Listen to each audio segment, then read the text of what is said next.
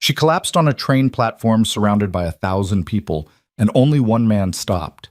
His name was Luca Moretti, and when he caught her before she hit the ground, he saw something no one else did: the bruises beneath her sleeve, the hollow terror in her eyes, and the truth she'd been hiding for months.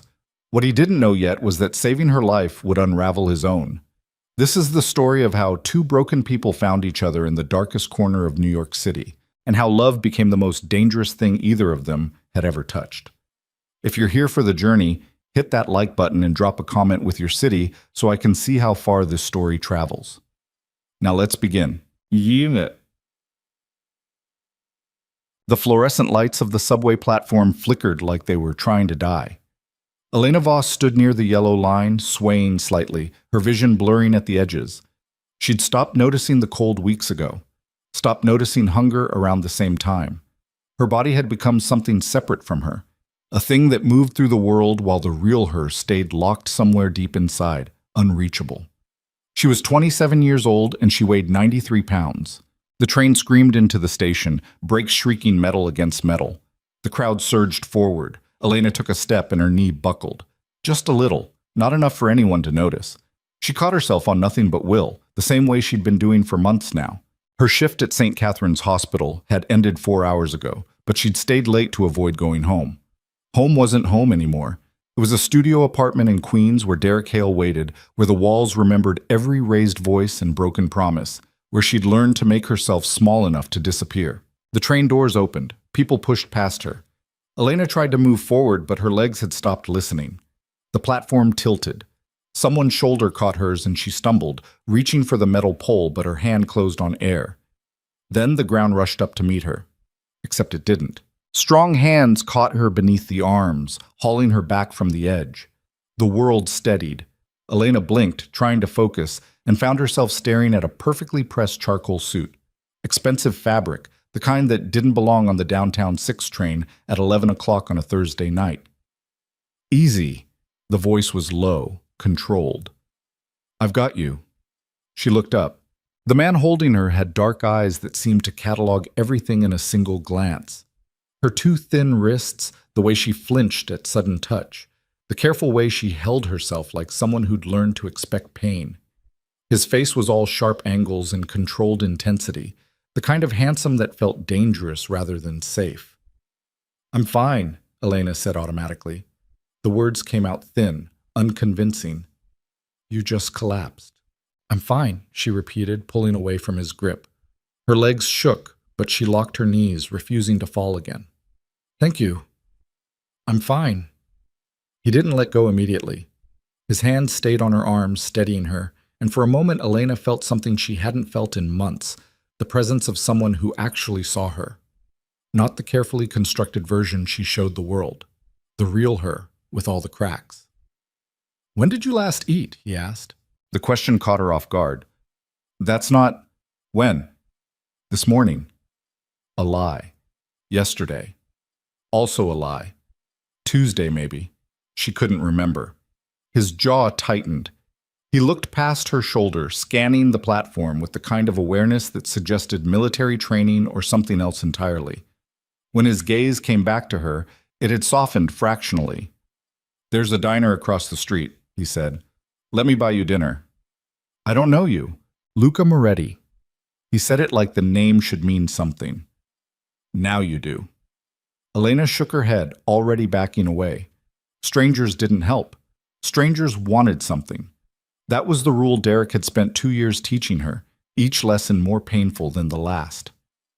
I have to go.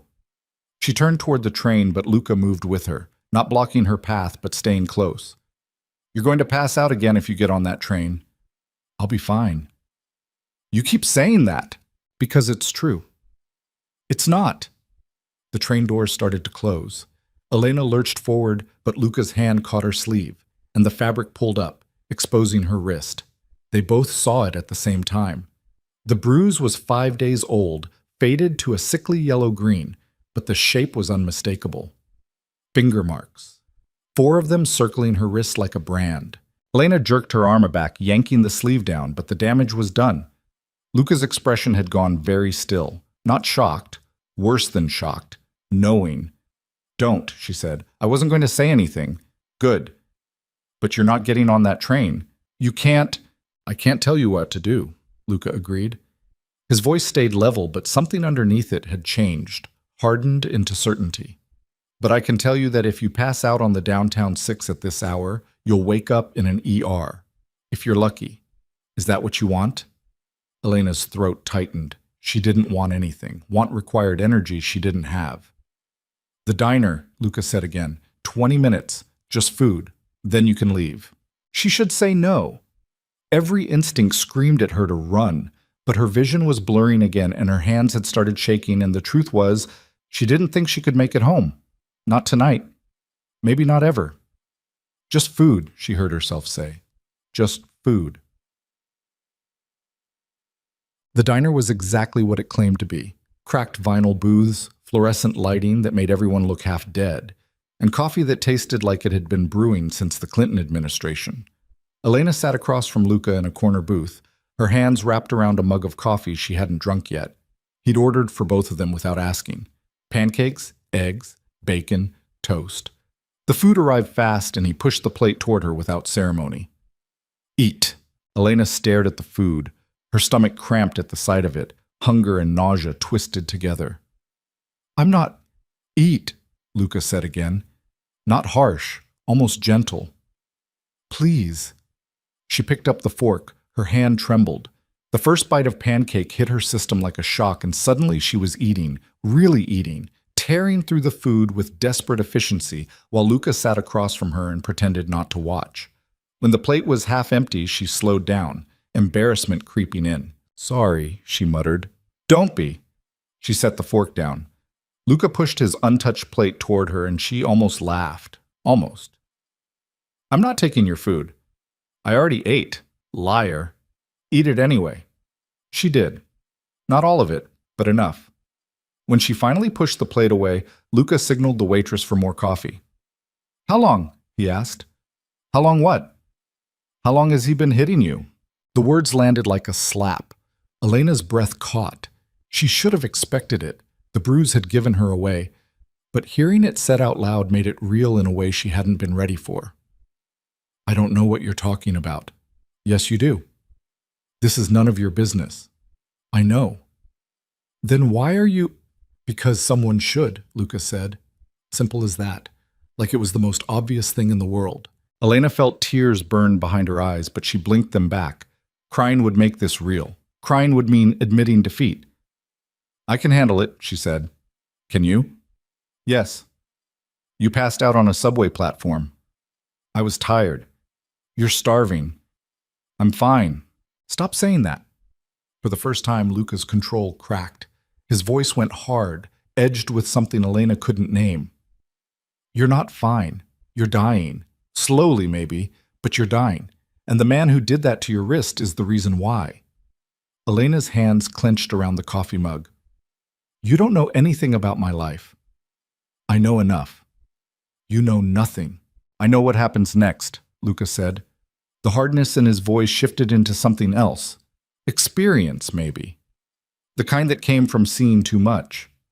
He gets worse. They always do. One day it's a bruise on your wrist. Next time it's your ribs. Then your face. Then you end up in St. Catherine's ER with a story about falling downstairs that nobody believes, but everyone pretends to.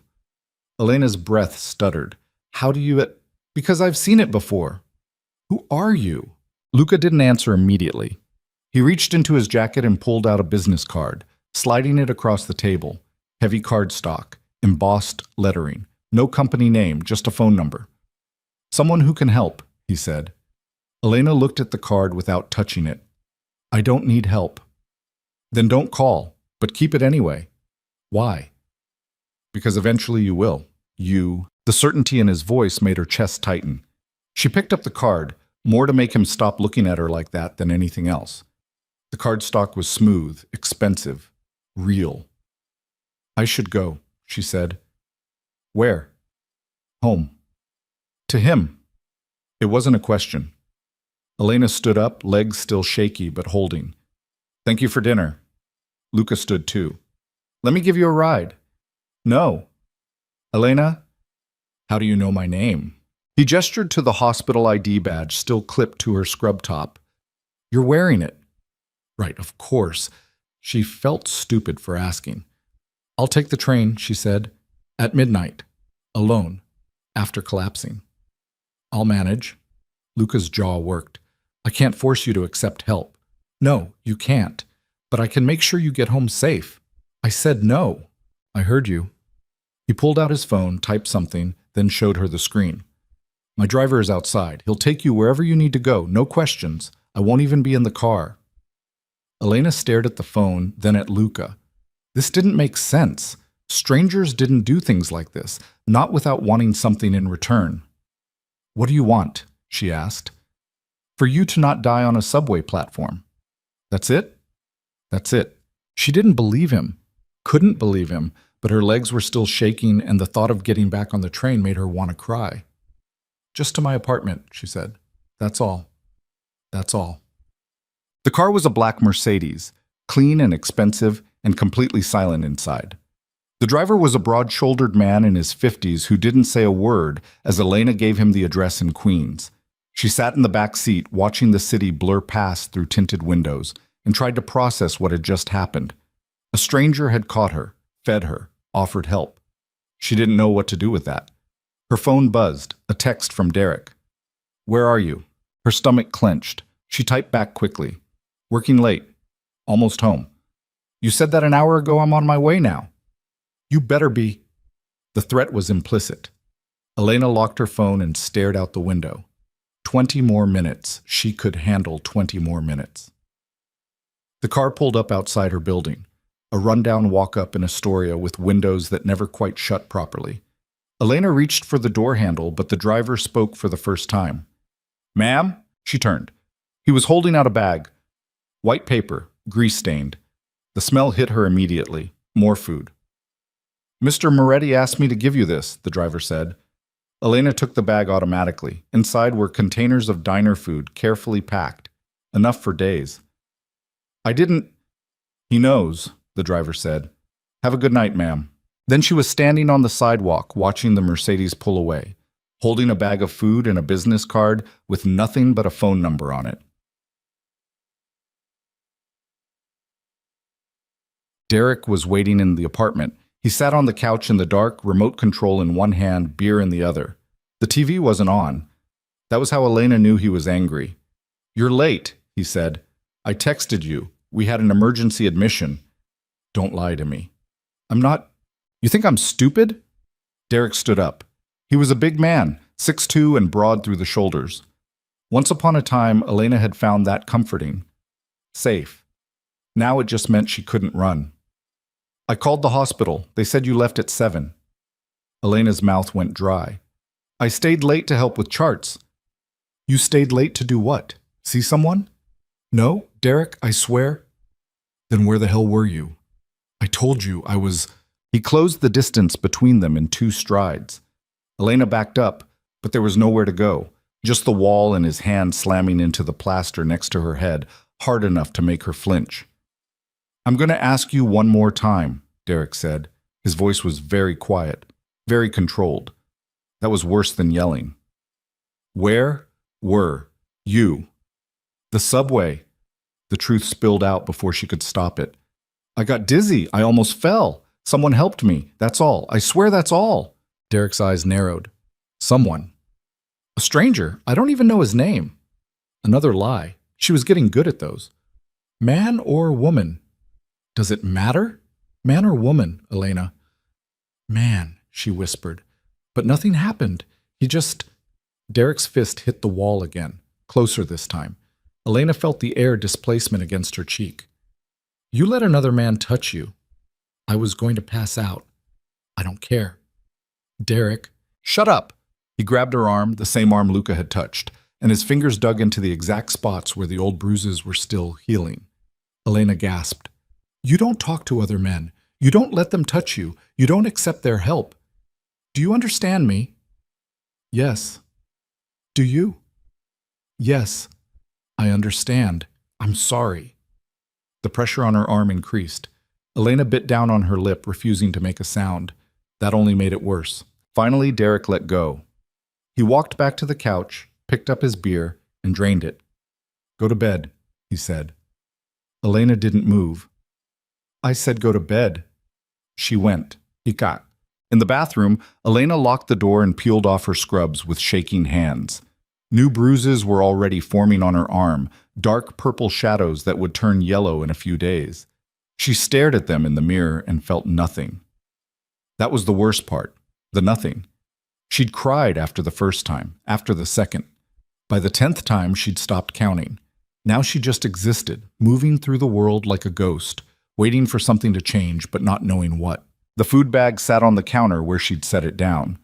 Elena opened it carefully, half expecting Derek to burst through the door, but the apartment stayed quiet. Inside were containers of soup, bread, fruit, more than she could eat in a week.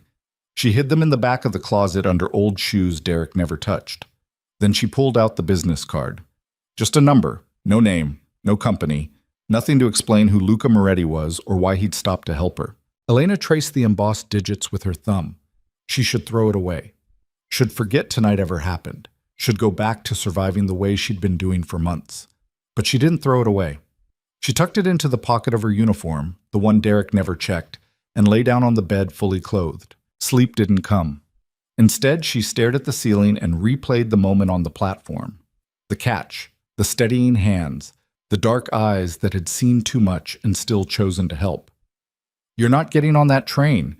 I can tell you that if you pass out on the downtown 6 at this hour, you'll wake up in an ER. If you're lucky. Eventually you will." Elena closed her eyes. In the living room, Derek opened another beer. The bottle cap hit the floor with a small, metallic ping. She thought about the card in her pocket. She thought about food hidden in her closet. She thought about a stranger named Luca Moretti who had caught her before she fell. And for the first time in months, she thought about what might happen if she called that number. The next 2 weeks passed in slow motion. Elena went to work, came home, kept her head down. The bruises on her arm faded to yellow, then disappeared entirely. Derek stayed calm, almost normal.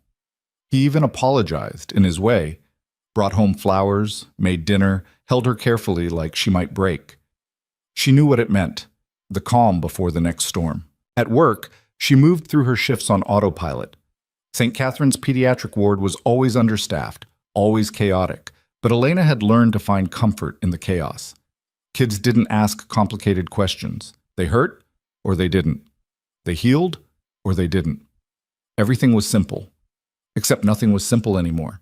She'd taken the card out of her pocket a dozen times, put it back a dozen times. The number was burned into her memory now, but she couldn't make herself dial it. What would she even say? "Hi, remember me? The girl who nearly died on your shoes? I'm still dying, just slower now." On Thursday, 2 weeks exactly since the platform, Elena finished her shift and found herself taking the subway again. Same line, same platform, same time of night. She didn't know what she was looking for. The train came. The doors opened. Elena stood at the yellow line and didn't move. People pushed past her. The doors started to close. At the last second, she stepped back, letting the train leave without her. The platform emptied. Elena stood alone under the flickering fluorescent lights and pulled out her phone. The business card was still in her pocket. She didn't need to look at it anymore. Her thumb hovered over the dial button. "Just food," Luca had said. "Then you can leave." But it hadn't been just food. It had been the first time in months someone had looked at her and seen the truth. Not the careful mask. The actual truth. And maybe, that was worth a phone call. Elena took a breath. She dialed. The phone rang once, twice. On the third ring, someone picked up. "Hello, Elena." Her breath caught. "How did you—" "I've been waiting," Luca said. And somehow that didn't surprise her at all. "How did you know it was me?" Elena asked. Her voice came out smaller than she intended. "I only gave that number to one person." Luca's voice was steady through the phone, like he'd been sitting by it waiting for this exact call. "Where are you?" "The platform, same one." "Stay there." The line went dead. Elena stood under the flickering lights, phone still pressed to her ear, and wondered what the hell she'd just done. Around her, the station was nearly empty. Just a homeless man sleeping against the far wall and a kid with headphones who didn't look up from his phone. The next train wouldn't come for another 12 minutes. She could leave. Should leave. Derek expected her home 20 minutes ago. Her phone buzzed. "Where are you?" Elena stared at the text. Her thumb hovered over the keyboard, but no good lie came to mind. She'd used up all her excuses. Subway delay. Home soon. How soon, chap? 20 minutes. You have 15. She locked the phone and shoved it in her pocket. Her hands were shaking again. Not from hunger this time. She'd been eating the hidden food sparingly, carefully, making it last. From something else. Fear, maybe. Or the absence of it. Footsteps echoed on the stairs. Luca appeared at the bottom of the platform in the same charcoal suit, like he'd walked straight out of a different world. His eyes found her immediately, and something in his expression shifted. Relief, or maybe just confirmation. He crossed the platform in long strides. "You called." "I don't know why." "Yes, you do." Elena's jaw tightened. "You don't know me well enough to say that." "I know enough." He stopped a few feet away, giving her space. "You called because something changed." "Nothing changed." "Liar." The word hit harder than it should have. Elena looked away, staring at the yellow safety line like it held answers. "I shouldn't have called." "But you did." "I made a mistake." "Did you?" "Yes." "Then why are you still standing here?" Because she didn't have an answer for that. Because 15 minutes ago she'd been heading home to Derek, and now she was standing on a subway platform talking to a stranger who looked at her like she mattered. "I have to go," Elena said. "Where?" "Home. To him." "Stop saying it like that." "Like what?" "Like you know anything about my life." Luca's expression didn't change, but something in his eyes went hard. "I know he's the reason you haven't gained back any weight. I know he's the reason you're standing here at midnight instead of sleeping. I know he's the reason you look like you expect me to hit you every time I move too fast." Elena flinched. "You don't—" "I do." He took a step closer. "And I know you didn't call me to chat, so tell me what you need." "I don't need anything." "Everyone needs something." "Not from you." "Why not?" "Because I don't know you." "You know my name. You know I fed you when you were starving. You know I gave you my number and waited 2 weeks for you to use it." His voice dropped. "What else do you need to know?" "Everything," Elena wanted to say. "Who are you? Why do you care? What do you want from me?" Instead, she said, I have to go. He's waiting." "Let him wait." "I can't." "You can." "You don't understand." "Then help me understand." Elena's phone buzzed again. She didn't look at it. "He gets angry when I'm late," she said quietly. "How angry?" "Does it matter?" "Yes." "Why?" "Because I need to know if you're safe." The concern in his voice made her chest ache. Nobody had asked her that in so long she'd forgotten what it felt like. "I'm fine," she said automatically. "Stop lying." "I'm not—" "You are." Luca moved closer, slow and deliberate. "You've been lying so long you don't even notice anymore. But I notice. Every time you say you're fine, your left hand goes to your wrist, right where the bruise was." Elena looked down. Her hand was wrapped around her wrist, thumb pressed against the spot where Derek's fingers had been. She dropped it immediately. "That doesn't mean anything." "It means everything. You're reading too much into—" "Am I?" He was close enough now that she could see the fine lines around his eyes, the shadow of stubble on his jaw. "Tell me I'm wrong. Tell me he doesn't hurt you. Look me in the eye and tell me you're safe at home, and I'll walk away right now." Elena opened her mouth. The lie was right there, practiced and ready. But under Luca's steady gaze, it died on her tongue. "I can't," she whispered. "Can't what?" "I can't tell you that." Something shifted in Luca's expression. Not victory. Something quieter, sadder. "Come with me," he said. "Where?" "Somewhere safe." "I don't—" "Just for tonight, one night, that's all I'm asking." Elena shook her head. "I have to go home." "Why?" "Because if I don't—" She stopped, swallowed hard. If I don't, it'll be worse tomorrow. It's already worse. You don't know that. I do. Luca pulled out his phone and held it up. On the screen was a photo, medical records, patient intake forms. Her medical records. From 3 months ago. The night Derek had shoved her into the kitchen counter hard enough to crack 2 ribs. Elena's breath caught. How did you? I have resources. That's illegal. I don't care. You can't just. I already did. He lowered the phone. You went to St. Catherine's at 2 in the morning, told them you fell downstairs. The attending physician noted multiple contusions, defensive bruising on your forearms, and signs of prior trauma. She tried to get you to file a report. You refused. Elena's hands clenched into fists. You had no right. I had every right. This is my life. And you're wasting it. The words hit like a slap. Elena took a step back, anger flaring hot in her chest. You don't get to judge me. I'm not judging you. I'm trying to help you. I didn't ask for your help. You called my number. That was a mistake. Was it? Yes. Then hang up and go home. Luca's voice went flat. Walk away. Go back to him. Let him break another rib, or split your lip, or put his hands around your throat until you see stars.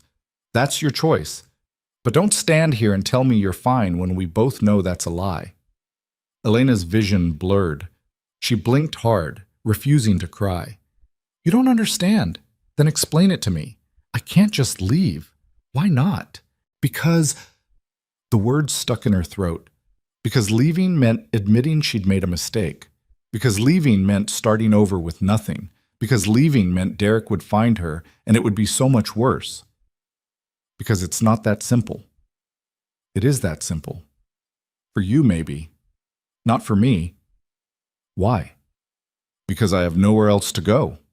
The admission hung in the air between them.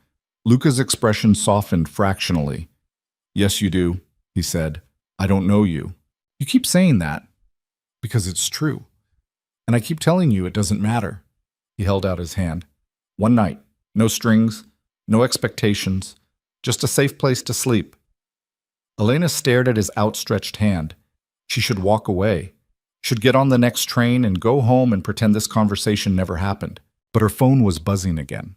Derek's third text in 10 minutes. And she could already feel the shape of tomorrow. The accusations, the anger, the careful apologies that would last until the next time. Just tonight, she heard herself say. Just tonight. She took his hand. Might. The apartment wasn't what Elena expected. She'd pictured something sterile and expensive, all glass and steel and cold surfaces.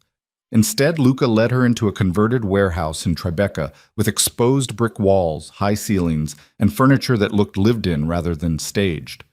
Books lined the shelves. A half-empty glass of scotch sat on the coffee table next to a laptop. You live here alone? Elena asked. Yes. It's big for one person. I like space. She stood in the middle of the living room, suddenly aware of how out of place she looked. Wrinkled scrubs, tangled hair, the smell of hospital antiseptic still clinging to her skin. You can use the guest room, Luca said, gesturing toward the hallway. Bathroom's through there. I'll find you something to sleep in. I should call him. No. He'll worry. Let him. Luca, if you call him, he'll convince you to come back tonight. Is that what you want? No. God, no. But the guilt was already creeping in, familiar and suffocating. He'll be angry, Elena said. So let him be angry. You don't understand what he's like when he's angry. I understand enough. Luca disappeared down the hallway. Elena stood frozen in the living room, phone clutched in her hand. 4 missed calls now, 6 texts, each one angrier than the last. Where the fuck are you? Answer your phone if you're with someone, I swear to God. Her hands shook. She should call, should explain, should... Luca returned with a t-shirt and sweatpants. Here. Elena took them automatically. I need to tell him something. Tell him you're staying with a friend. I don't have friends. Then tell him you're working a double. He already called the hospital. Then turn off your phone. I can't. Elena. Luca's voice went firm. You can. You just don't want to because you're afraid of what happens when you do. You're damn right I'm afraid. Good. Fear means you're still thinking clearly. He took the phone from her hand before she could protest and powered it off. One night, that's all. Tomorrow you can call him. Tonight you sleep. Elena wanted to argue, but exhaustion was pulling at her like a riptide. When was the last time she'd slept through the night? Weeks, maybe longer. The guest room, Luca said again, pointing. She went. Mat. The shower was heaven. Hot water, actual water pressure, soap that didn't smell like hospital industrial cleaner. Elena stood under the spray until her skin turned pink, washing away 2 weeks of grime and fear and pretending. When she finally stepped out, she caught sight of herself in the mirror. The bruises on her arm had faded, but others had taken their place. A yellow shadow across her ribs from last Tuesday when she dropped a glass and Derek had... She looked away. Luca's clothes were too big on her. The t-shirt hung to her knees and the sweatpants required rolling 3 times to stay up. She looked like a kid playing dress-up. The guest room was simple. Clean sheets, soft pillows, a window overlooking the street. Elena sat on the edge of the bed and stared at her phone, still powered off. Derek was losing his mind right now. She knew him well enough to map it out. The initial anger, the spiral into paranoia, the drinking, the rage. By tomorrow he'd have convinced himself she was cheating. It didn't matter that she'd given him no reason. It never mattered. A knock on the door made her jump. "It's me," Luca said through the wood. "Come in." He entered carrying a tray. Soup, bread, tea. "You should eat something." "I'm not hungry." "Eat anyway." He set the tray on the nightstand and turned to leave, but Elena's voice stopped him. "Why are you doing this?" Luca paused in the doorway. "Doing what?" "Helping me. You don't even know me." "I know enough." That's not an answer. He was quiet for a moment. When he spoke again, his voice had gone distant.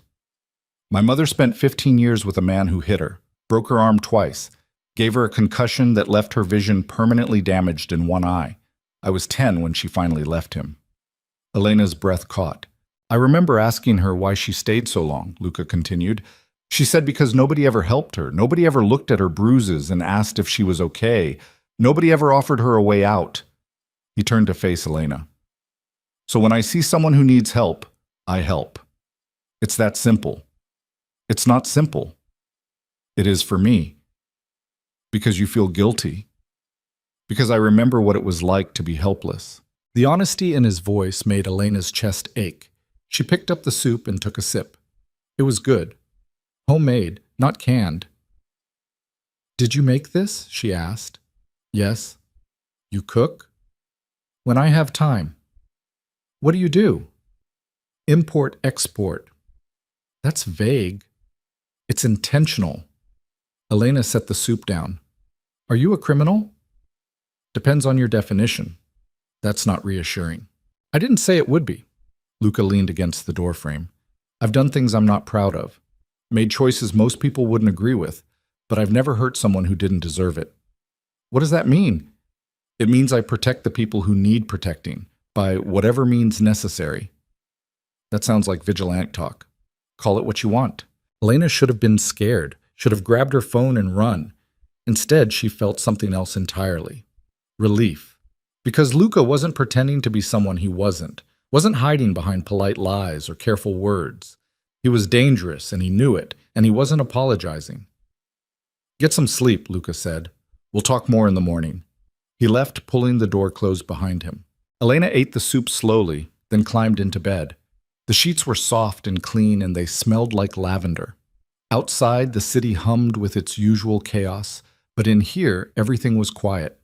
For the first time in months, Elena closed her eyes and didn't dream about fists or broken glass or the sound of Derek's voice rising in the dark. She just slept. Morning came too fast. Elena woke to sunlight streaming through the window and the smell of coffee. For a moment, she forgot where she was. Then reality crashed back. The phone call, the apartment, Luca's steady presence. Derek. Her stomach dropped. She'd been gone all night. He'd have torn the apartment apart by now, convinced she was cheating or dead or both. She needed to call him, needed to fix this before it got worse. She found her phone on the nightstand, still powered off. Her finger hovered over the button. Don't. She turned. Luca stood in the doorway holding 2 mugs of coffee. He was wearing different clothes, dark jeans, a navy sweater, but his expression was the same, controlled, watchful. I have to, Elena said. Why? Because he's probably called the police by now. Let him. Luca, you left for one night. That's not a crime. He won't see it that way. I don't care how he sees it. Luca crossed the room and set one of the mugs on the nightstand. Drink your coffee, then we'll talk. Elena picked up the mug but didn't drink. I can't stay here. I know. I have to go back eventually. Do you? Yes. Why? Because... She stopped. Because why? Because her stuff was there? Because Derek would be angry? Because leaving felt like admitting she'd wasted 2 years of her life on someone who didn't love her? All of the above. It's complicated, she said finally. It's not. Easy for you to say. You're right, it is easy for me to say. Because I'm not the one making excuses. Luca sat down in the chair by the window.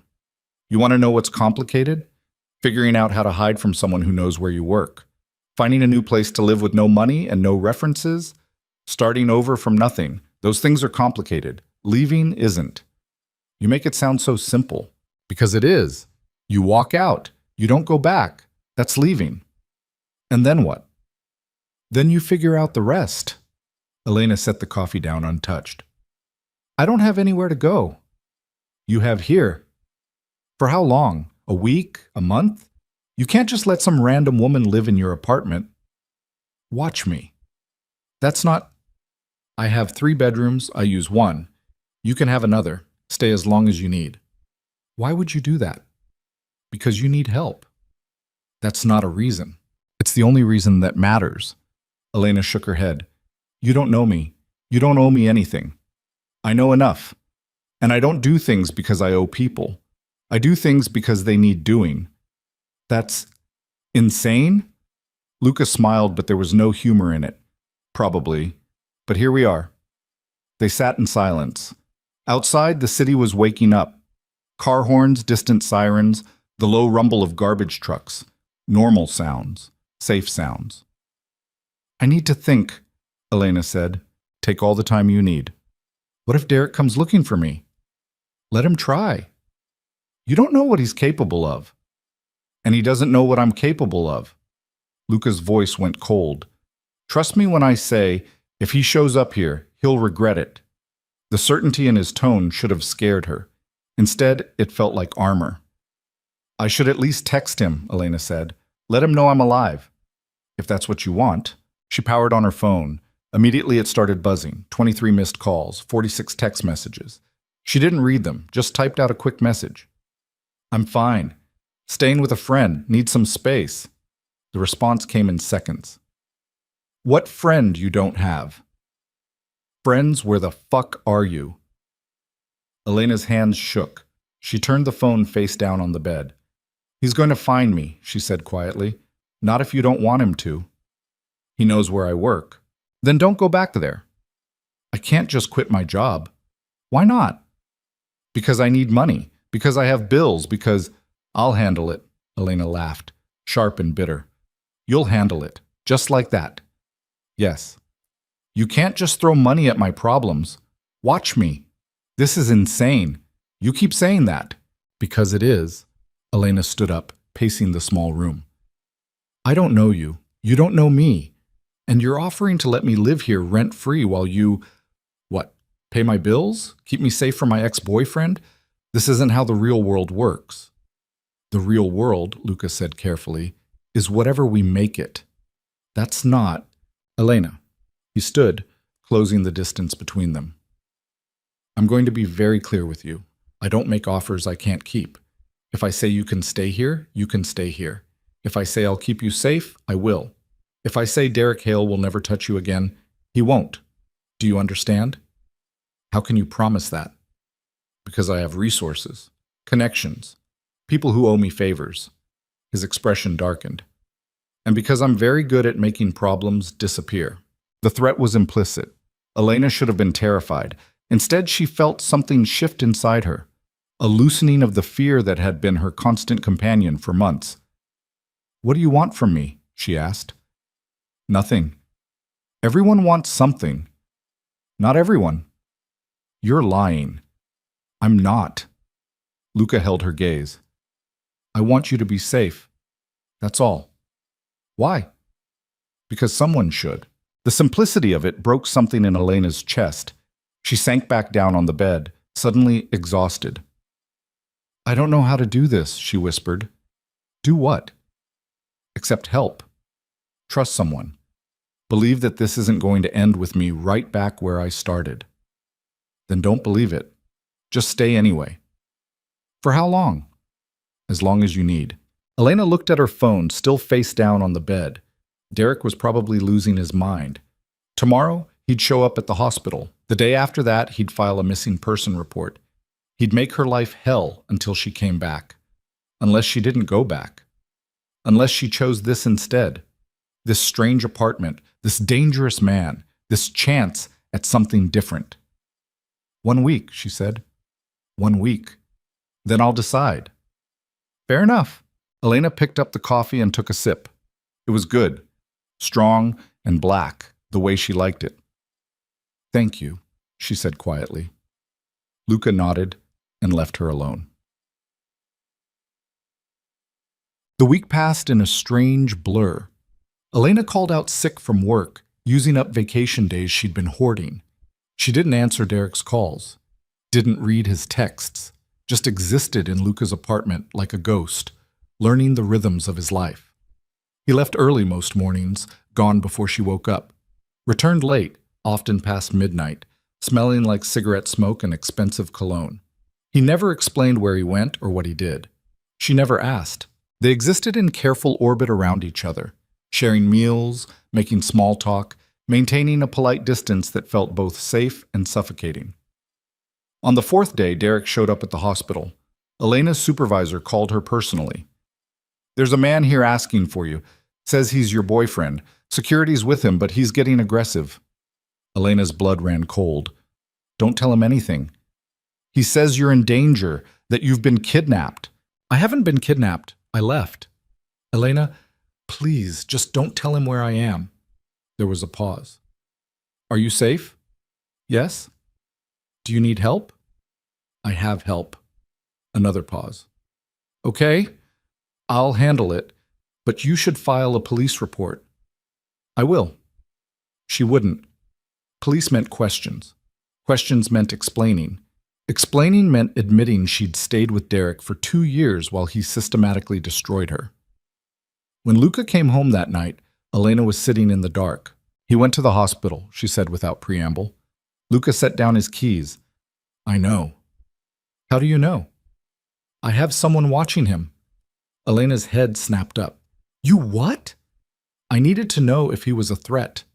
"You're having him followed?" "Yes." "That's necessary."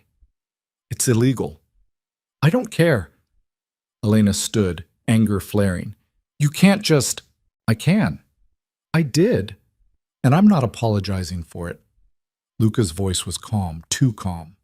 "Derek Hale is dangerous. He's escalating. And I need to know where he is and what he's doing so I can keep you safe." "I didn't ask you to do that. You didn't have to. This is my life." "And you're barely living it." Luca crossed the room. "He showed up at your workplace, made a scene, told your supervisor you'd been kidnapped. That's not someone who's going to let this go. That's someone who's going to keep pushing until he finds you." "So what do you want me to do? Hide forever?" "I want you to fight back." "How?" "File for a restraining order."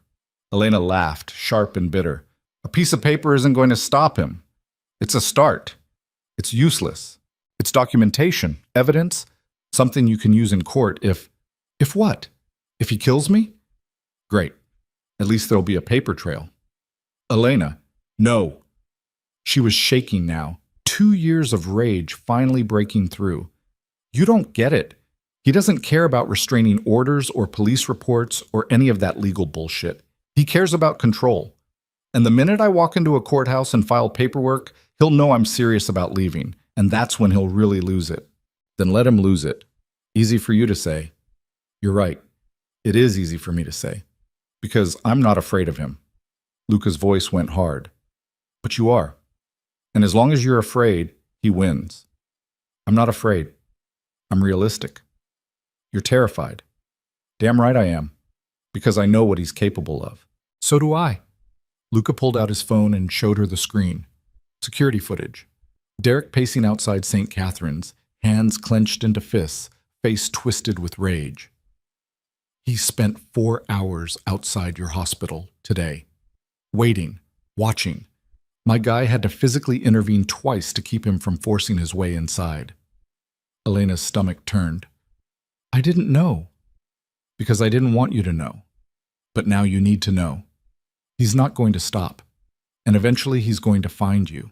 Then maybe I should just go back. No, it would be easier. It would be suicide. You're being dramatic. Am I? Luca tapped his phone. More footage appeared. Derek's apartment. The interior was trashed. Furniture overturned. Holes punched in the walls. Broken glass everywhere. This is what he did when you didn't come home. Imagine what he'll do when you go back. Elena couldn't breathe. The apartment looked like a war zone. He's escalating, Luca said quietly. And men like him don't de-escalate. They push until something breaks, usually the person they're trying to control. So what do I do? You fight. You file the restraining order. You build a case. And when he violates it, because he will violate it, you have him arrested. And if that doesn't work, then I handle it. What does that mean? Luca's expression went carefully blank. It means Derek Hale will stop being a problem. The implication hung between them. Elena should have been horrified, should have told him to stop, that violence wasn't the answer, that there were legal ways to handle this. But she didn't. Because part of her, the part that was tired of being afraid, tired of running, tired of surviving, wanted exactly that. I'll file the restraining order, she said. Good. But I need you to promise me something. What? That you won't do anything unless I ask you to. Luca was quiet for a long moment. I can't promise that. Why not? Because if he puts his hands on you again, I'm not going to wait for permission. Luca, non-negotiable. His voice was steel. You can file all the paperwork you want. You can try the legal route. But if Derek touches you, looks at you wrong, even thinks about hurting you, I'm done playing nice. Elena should have argued, should have insisted she could handle this herself. But the truth was she couldn't, not alone. Okay, she whispered. Okay. They filed the restraining order the next morning. The courthouse was exactly what Elena expected. Fluorescent lights, uncomfortable chairs, the pervasive smell of old coffee and human misery. She sat across from a clerk who looked 17 and bored, filling out forms with shaking hands while Luca stood behind her like a sentinel. How long has the abuse been going on? The clerk asked. 2 years? Has he ever hit you? Yes. How many times? Elena's throat tightened. I don't know. I stopped counting. The clerk's expression didn't change, just checked a box and moved to the next question. When it was done, Elena walked out of the courthouse with a piece of paper that said Derek Hale had to stay 500 feet away from her at all times. He's going to violate it, she said. I know. Probably today. Let him. Luca guided her toward the car. Then we have grounds for arrest. That's not how it works. He'll get a warning, maybe a fine. Then he'll do it again. Not if I have anything to say about it. Elena stopped walking. What are you planning? Nothing you need to worry about. Luca, trust me. And the terrifying thing was, she did. They got in the car. Luca's driver pulled away from the curb.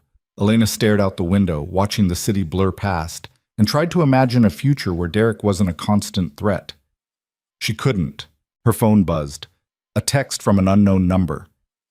You think a piece of paper is going to stop me? Her breath caught. He knows. Luca leaned over, read the text. His jaw tightened. Block the number.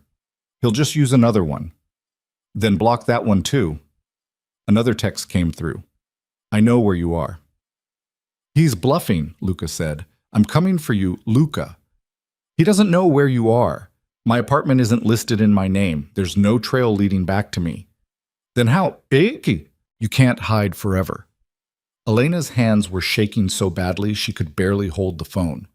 Luca took it from her, powered it off, and slipped it into his pocket. New phone tomorrow, he said. New number. No one gets it except me and your job. He'll find another way. Let him try. But Elena could already feel it. The walls closing in, the inevitable confrontation looming. Derek wasn't going to stop. A restraining order wouldn't stop him. A new phone number wouldn't stop him. Nothing would stop him except... I need to talk to him, Elena said suddenly. No. If I explain... No. Luca, absolutely not. You're not going anywhere near him. He won't stop until I do. He won't stop, period. That's who he is. You don't know that. I do. Luca's voice was absolute. Men like Derek don't let go. They don't accept rejection. They don't move on. They escalate until someone stops them. Then let me try to... No. It's my choice. And I'm making it for you. Elena's temper flared. You can't do that. Watch me. You're not my keeper. Someone needs to be.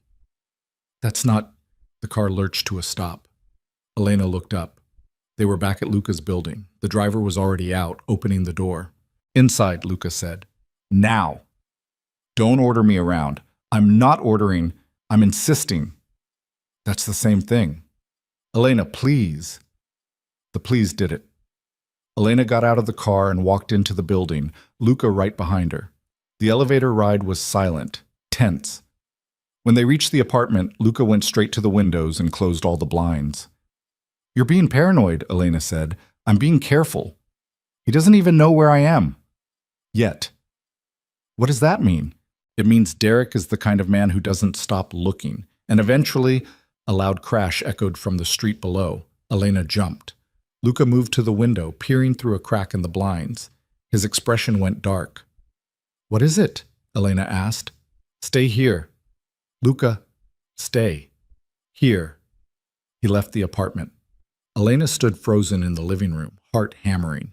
She moved to the window, looked down at the street. Derek's car was parked across the street. Driver's side door open.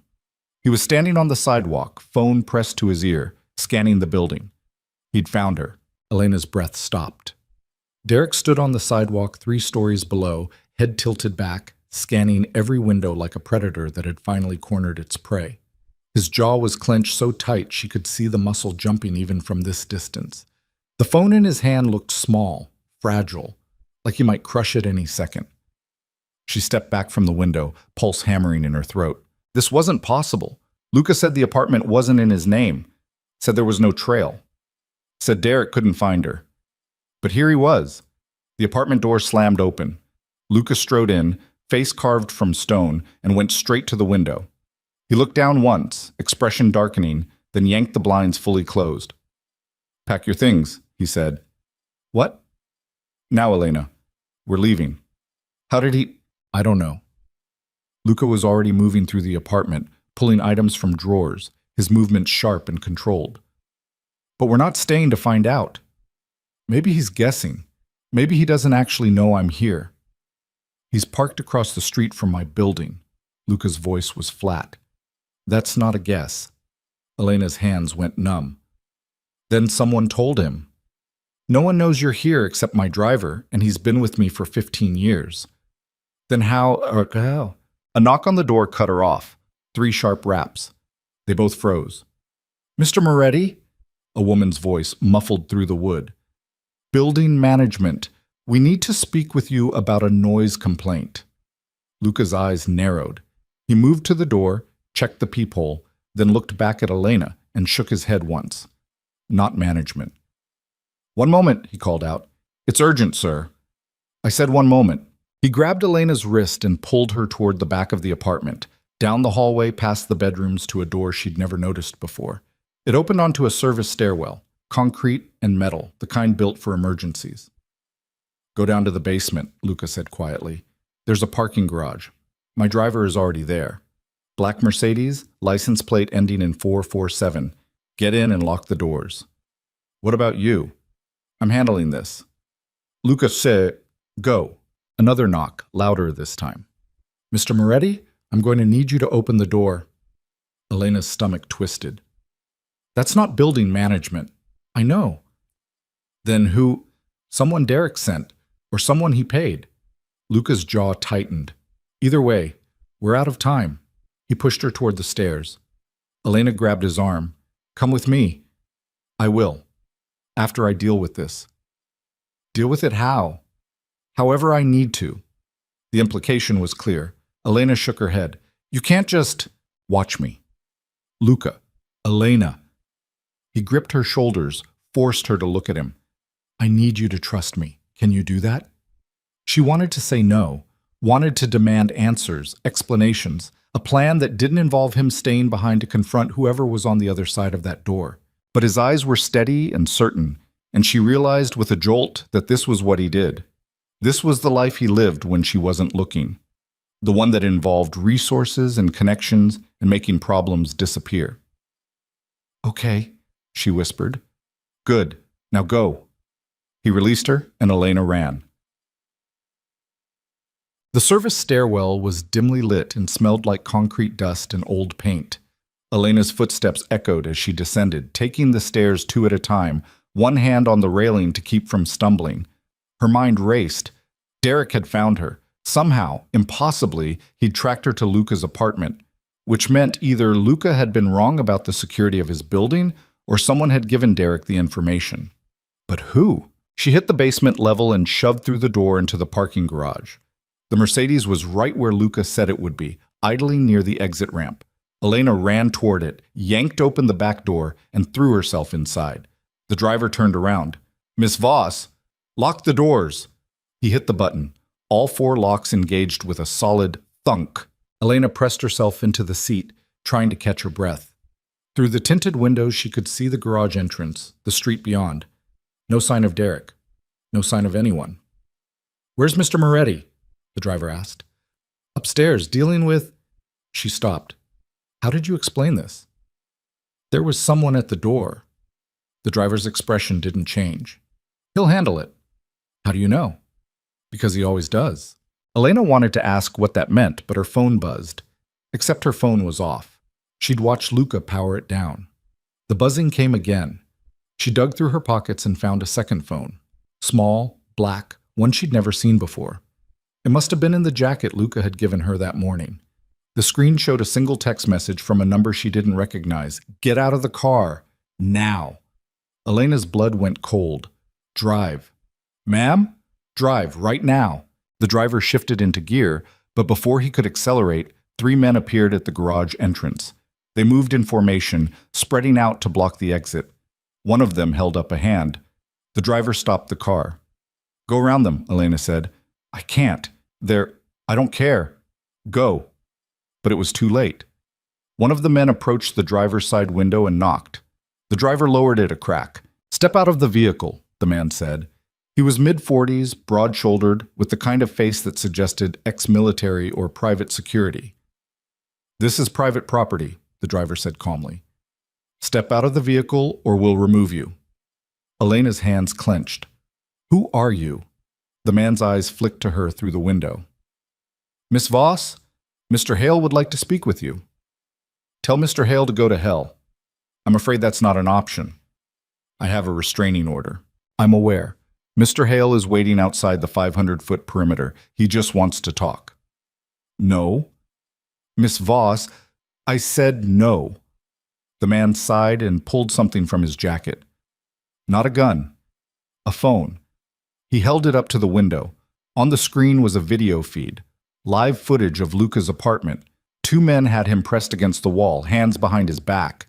He wasn't struggling, wasn't fighting, just standing there with that same controlled expression.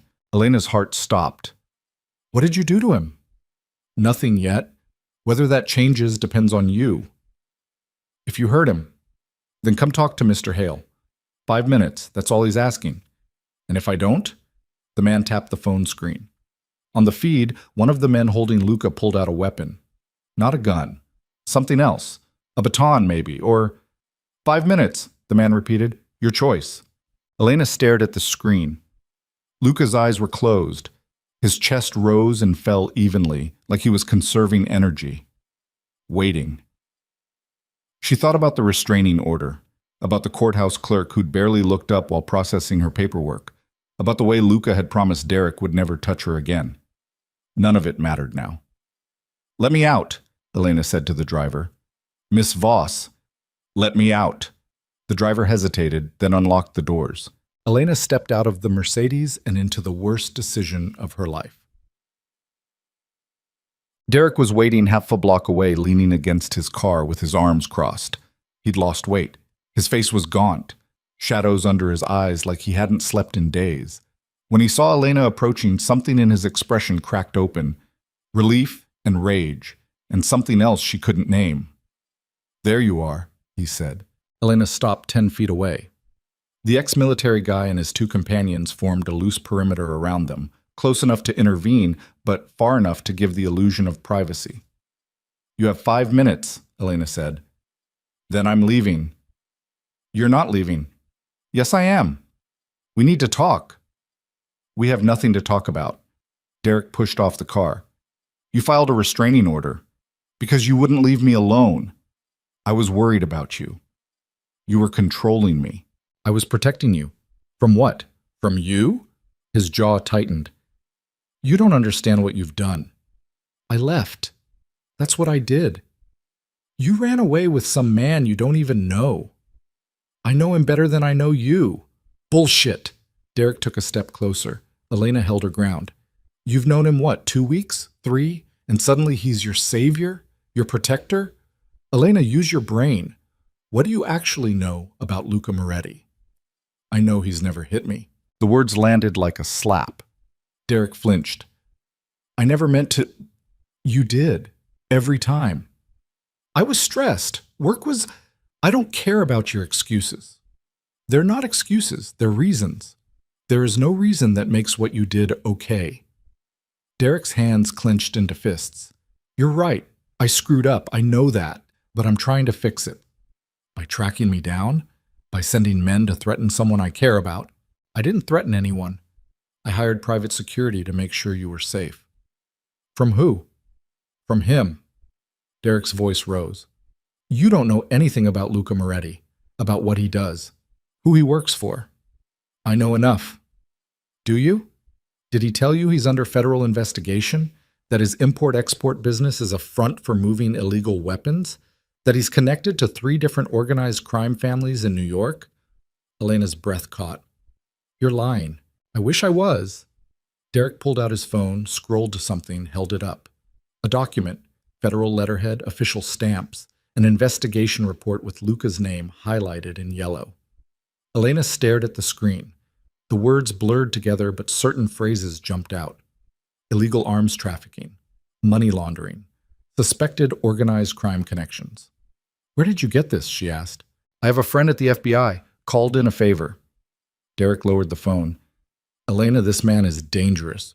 Whatever he told you, whatever promises he made, they're lies. He's using you." "For what?" "I don't know, but men like that don't help people out of kindness. They help because they want something." Elena shook her head, but the doubt was already creeping in. Luca had been vague about his work from the beginning, had refused to explain his resources or connections, had made promises about keeping her safe that seemed impossible unless he really was connected to something bigger and darker than she'd imagined. "Even if that's true," Elena said slowly, "it doesn't change what you did to me." "I know, and I'm sorry. I'm so damn sorry." Derek's voice cracked. "But come home. Please. Let me make this right." "I can't." "Why not?" "Because I don't trust you." "Then don't trust me. Just come home long enough to pack your things properly. Figure out what you really want. I won't stop you. I swear I won't stop you." Elena wanted to believe him. The desperate part of her that still remembered the man Derek had been 2 years ago, before the anger, before the violence, before everything broke, wanted to believe he could change, but the rest of her knew better. "Let Luca go," she said. "I will, after you hear me out." "I am hearing you out." "Not here. Not like this." Derek gestured to the building behind her. Come back to the apartment, just for an hour. We'll talk like adults. Then you can make whatever decision you want. No. Elena, I said no. Derek's expression hardened. Then I can't promise those men upstairs won't hurt your boyfriend. He's not my boyfriend. Whatever he is, you care about him enough to get in that car. Enough to put yourself at risk. Derek moved closer. 1 hour. That's all I'm asking. Then everyone walks away. Elena's mind raced. She could call the police, but that would take time, and Luca didn't have time. She could try to run, but Derek's security guys would stop her before she made it 10 feet. Or she could go with Derek. Buy time. Figure out what to do next. 1 hour, she said. 1 hour. And you let Luca go. Right now. Derek pulled out his phone, sent a text. 30 seconds later, Elena's burner phone buzzed. A new video feed. The men in Luca's apartment backing away, hands up. Luca straightening his jacket, face unreadable. See, Derek said. I'm a man of my word. Elena didn't believe that for a second, but she got in Derek's car anyway. The apartment looked exactly how she'd left it 3 weeks ago. Same couch, same TV, same dishes in the sink she'd been too exhausted to wash. But everything felt different now, smaller, like the walls had moved closer while she was gone. Derek locked the door behind them. Don't do that, Elena said. It's habit. Unlock it. He did. Better? No. She stayed near the door, every muscle tensed. Derek moved into the kitchen, opened the fridge, pulled out 2 beers. He offered one to Elena. I don't want to drink. When did you start drinking beer anyway? You always hated beer. People change. Not that much, not that fast. Derek set both bottles on the counter. So what's the real story? Who is Luca Moretti to you? Someone who helped me when I needed it. That's not an answer. It's the only answer you're getting. Derek's jaw worked. Are you sleeping with him? That's none of your business. It is if you're still living in my apartment. I'm not living here. I'm visiting under duress. Elena, you threatened him. You forced me here. This isn't a conversation. It's a hostage situation. That's dramatic. Is it? Derek slammed his hand on the counter. Elena jumped. The sound echoed through the apartment, sharp and final. I'm trying, Derek said through clenched teeth. I'm really trying to be calm about this. To talk to you like an adult. But you're making it very difficult. Because you're pretending this is normal. It's not normal. Nothing about this situation is normal. You're right. Normal would be you accepting that I left. Accepting that we're done. Instead, you stalked me, found out where I was staying, and used violence to force me back here. I didn't use violence. You threatened Luca. I asked my security team to detain him temporarily. That's the same thing. It's not. Elena laughed, bitter and sharp. You know what? This is pointless. I'm leaving. She turned toward the door, but Derek moved faster, stepping between her and the exit. We're not done talking. Yes, we are. Elena, get out of my way. Not until you listen to me. I've been listening for 2 years. I'm done. You're not done. You're scared. There's a difference. I'm not scared of you anymore. Then why are your hands shaking? She looked down. He was right. Her hands were trembling, fingers curled into fists to hide it. Move, she said quietly. No. Derek, I love you. The words came out desperate, raw.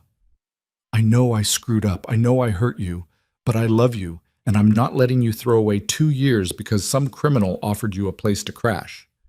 He's not. He is. I showed you the report, federal investigation, arms trafficking, money laundering.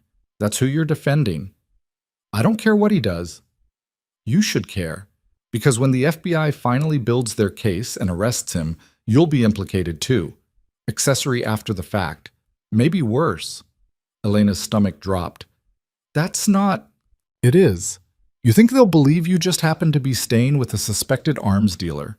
That you had no idea what he was involved in? Derek shook his head. You'll go down with him, lose your nursing license, maybe serve time. You're making that up. I'm not. Ask any lawyer. Association is enough. Elena's thoughts spiraled. Could that be true? Could simply living in Luca's apartment make her legally culpable for whatever he was doing? She didn't know. and Derek could see the doubt on her face. "I'm trying to protect you," he said softer now. "From him, from yourself, from whatever mistake you think you're making. The only mistake I made was coming back here. You came back because you know I'm right. I came back because you forced me. No one forced you. You chose to get in my car. You chose to come upstairs. You could have called the police any time." He was right. She could have. Should have. What? Why hadn't she? "I want to leave," Elena said. "In a few minutes. Now." "Elena, now, Derek, or I'm calling the police and telling them you're violating the restraining order." His expression shifted. The careful control slipped, and underneath it was the same rage she'd seen 100 times before. "You really want to do this the hard way?" he asked. "What's the hard way?" "The way where I stop being nice." Elena's pulse kicked up. There it is. There what is? The real you. Took longer than usual, but it always comes out eventually. Derek's hands flexed. "I'm trying not to lose my temper." "Try harder. You're pushing me." "I'm leaving. That's not pushing. That's existing." She moved toward the door. Derek grabbed her arm. Elena reacted on instinct. She swung her free hand up, connected with his jaw. Not hard enough to do real damage, but enough to make him let go. They both froze. Derek touched his face, fingers coming away clean but already reddening where she'd hit him. His eyes went dark. "You hit me," he said quietly. "You grabbed me. You hit me. After you... I was trying to stop you from leaving, and you hit me." The absurdity of it would have been funny if Elena wasn't suddenly terrified, because Derek's voice had gone very soft, very controlled. That was always worse than yelling. "I'm sorry," she said quickly. "I didn't mean..." "Yes, you did. Derek, you meant it. You wanted to hurt me. I wanted you to let go. There are other ways to make someone let go." "Like what? Asking nicely? That's never worked before." Derek's smile was terrible. "You've changed. Good. Not good. Different. Harder. Like you're turning into someone I don't recognize." "Maybe that's the point. Or maybe Luca Moretti is making you into something you're not. He's helping me remember who I am, who you were, before me." Derek stepped closer. "The girl who had opinions, who fought back, who didn't know when to quit." "I still don't know when to quit." "Then we have that in common." He moved fast. 1 second he was 3 feet away, the next his hands were on her shoulders, shoving her backward into the wall. Elena's head cracked against the plaster. Stars burst across her vision. "Stop," she gasped. "You started this." "I didn't." "You hit me first." His hands moved from her shoulders to her throat, not squeezing, not yet. Just resting there. A promise. Elena couldn't breathe. This was it. The moment she'd been running from for months. The moment when Derek's control finally snapped and he stopped pulling his punches. "I could hurt you right now," he said softly. "Really hurt you. And no one would stop me. Luca would. Luca's not here. It's just us." Elena's vision blurred. From tears or lack of oxygen, she couldn't tell. "Please," she whispered. "Please what?" "Let me go." "Why should I?" "Because I'm asking." "That's not enough." "Then what do you want?" Derek's grip tightened fractionally. "I want you to stay. I want you to admit you made a mistake. I want you to apologize for leaving and promise it won't happen again." "I can't promise that." "Then I can't promise I'll let you go." The apartment was very quiet. Through the walls, Elena could hear the neighbor's TV, someone laughing on a sitcom. Normal sounds, safe sounds. No one was coming to help her. She thought about Luca, about the way he'd looked at her that first night on the platform, like she mattered, like she was worth saving. She thought about the food hidden in her closet, the business card she'd kept, the phone call that had changed everything. She thought about the federal investigation report and Derek's warnings and all the reasons why trusting Luca Moretti was probably the dumbest decision she'd ever made. And then she thought about surviving. "Okay," Elena whispered. "Okay, what?" "I'll stay." Derek's eyes narrowed. "You're lying." "I'm not." "Say it again, like you mean it." "I'll stay. I won't go back to Luca's. I'll give this another chance." The pressure on her throat eased. Derek studied her face, searching for deception. Elena kept her expression neutral, beaten, resigned. It was easier than she expected. She'd had 2 years of practice. Good, Derek said finally. He released her completely, stepped back. See? That wasn't so hard. Elena rubbed her throat. Can I use the bathroom? Why? Because I need to. You're not running. Where would I run? You're between me and the door. Derek considered this. 5 minutes. Then we finish talking.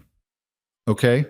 She walked to the bathroom on shaking legs, locked the door, and stared at herself in the mirror. Red marks circled her throat. They'd be bruises by tomorrow. Her phone, the burner Luca had hidden in her jacket, was still in her pocket. She pulled it out, hands trembling so badly she almost dropped it. One text from an unknown number. Where are you? Elena typed back quickly. Derek's apartment, Queens. He's not letting me leave. The response came in seconds. Address. She sent it. Stay calm. I'm coming. Elena stared at the message. She should tell Luca not to come, should warn him that Derek had men watching, that this was obviously a trap, that coming here would only make everything worse. But she didn't, because she was done surviving alone. She deleted the messages, flushed the toilet for sound, and went back to face Derek. He was waiting in the living room with a fresh beer and an expression that suggested he'd made some kind of decision while she was gone. Sit, he said, gesturing to the couch. Elena sat. Derek settled into the chair across from her, elbows on his knees, studying her like a problem he needed to solve. I've been thinking, he said. About what? About us. About what went wrong. Elena said nothing. I think the issue is you stopped trying, Derek continued. Stopped putting in effort. Stopped caring about making this work. That's not... Let me finish. His voice went hard. You started pulling away months ago, coming home late, making excuses, acting like you'd rather be anywhere but here. Because I was afraid. Of what? Of you. That's ridiculous. Is it? You just had your hands around my throat. Derek waved this away like it was nothing. You provoked me. I tried to leave. Same thing. It's not. In my book it is. He drained half the beer. The point is you stop trying, and when you stop trying, relationships fall apart. Elena's hands clenched in her lap. You're blaming me. I'm assigning responsibility where it belongs. You're the one who hit me. After you pulled away. After you made me feel like I was losing you. So it's my fault you were violent. I'm saying there were contributing factors. Elena laughed, sharp and brittle. You're unbelievable. I'm being honest. You're rewriting history. I'm providing context. The apartment door exploded inward. Wood splintered. The lock mechanism tore free from the frame. The door slammed against the wall hard enough to crack the plaster. Luca stepped through, flanked by 2 men Elena had never seen before. All 3 were dressed in dark clothes, faces cold, and Luca had a gun in his hand. Derek shot to his feet. What the? Sit down, Luca said quietly. This is my apartment. I said sit down. The gun didn't waver. Derek sat. Luca's eyes found Elena on the couch. His gaze traveled from her face to her throat, where the red marks were already darkening into bruises. Something in his expression went absolutely still. Elena, he said. Come here. She stood on shaking legs and crossed to him.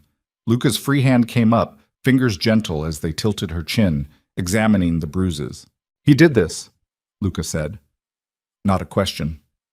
Elena nodded. Luca looked at Derek. You violated the restraining order. She came willingly. You coerced her with threats. I wanted to talk. You put your hands on her. Derek's jaw tightened. She's my girlfriend. Ex-girlfriend, Elena said quietly. We were working things out. You were hurting her. Luca's voice was very calm, very controlled, the kind of calm that preceded violence. That ends now. You can't just walk into my home. I just did. I'll call the police. Go ahead. Luca gestured to Derek's phone on the coffee table. Call them. Explain how you violated a restraining order, coerced your ex-girlfriend into coming here, then assaulted her. I'm sure they'll be very sympathetic. Derek's hands clenched. Get out of my apartment. Not without Elena. She's staying. No, Elena said. I'm not. Derek's eyes snapped to her. We had a deal. Deals made under duress don't count. You promised. I lied. The admission hung in the air. Derek's face went through several emotions at once. Shock, rage, betrayal. He started to stand, but one of Luca's men stepped forward, hand on his own weapon. Derek sat back down. Elena, he said, voice shaking, don't do this. I already did. If you walk out that door with him, we're done. You understand that? Completely done. Good. I mean it. You won't get another chance. I don't want another chance. You'll regret this. The only thing I regret is not leaving sooner. Derek's control finally shattered. You ungrateful bitch! After everything I did for you! Luca moved. 1 second he was standing next to Elena. The next he was across the room with the gun pressed against Derek's temple. Finish that sentence, Luca said softly. Please. Derek's mouth snapped shut. That's what I thought. Luca stepped back, but the gun stayed trained on Derek. Here's what's going to happen. Elena is leaving. You're going to stay in this apartment. You're not going to follow her. You're not going to call her. You're not going to show up at her workplace. You're not going to violate the restraining order again. And if I do? Derek's voice was defiant, but his eyes showed fear. Then I stop being nice. You're threatening me. I'm making a promise. I could have you arrested for this.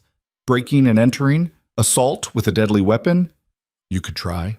Luca's smile was terrible. But then I'd have to explain to the police how I have video footage of you assaulting Elena, how your fingerprints are on her throat, how multiple witnesses saw you force her into your car today. We could both spend the night explaining ourselves to law enforcement, or you could sit down, shut up, and let this be over. Derek looked at Elena. Is this really what you want? Yes.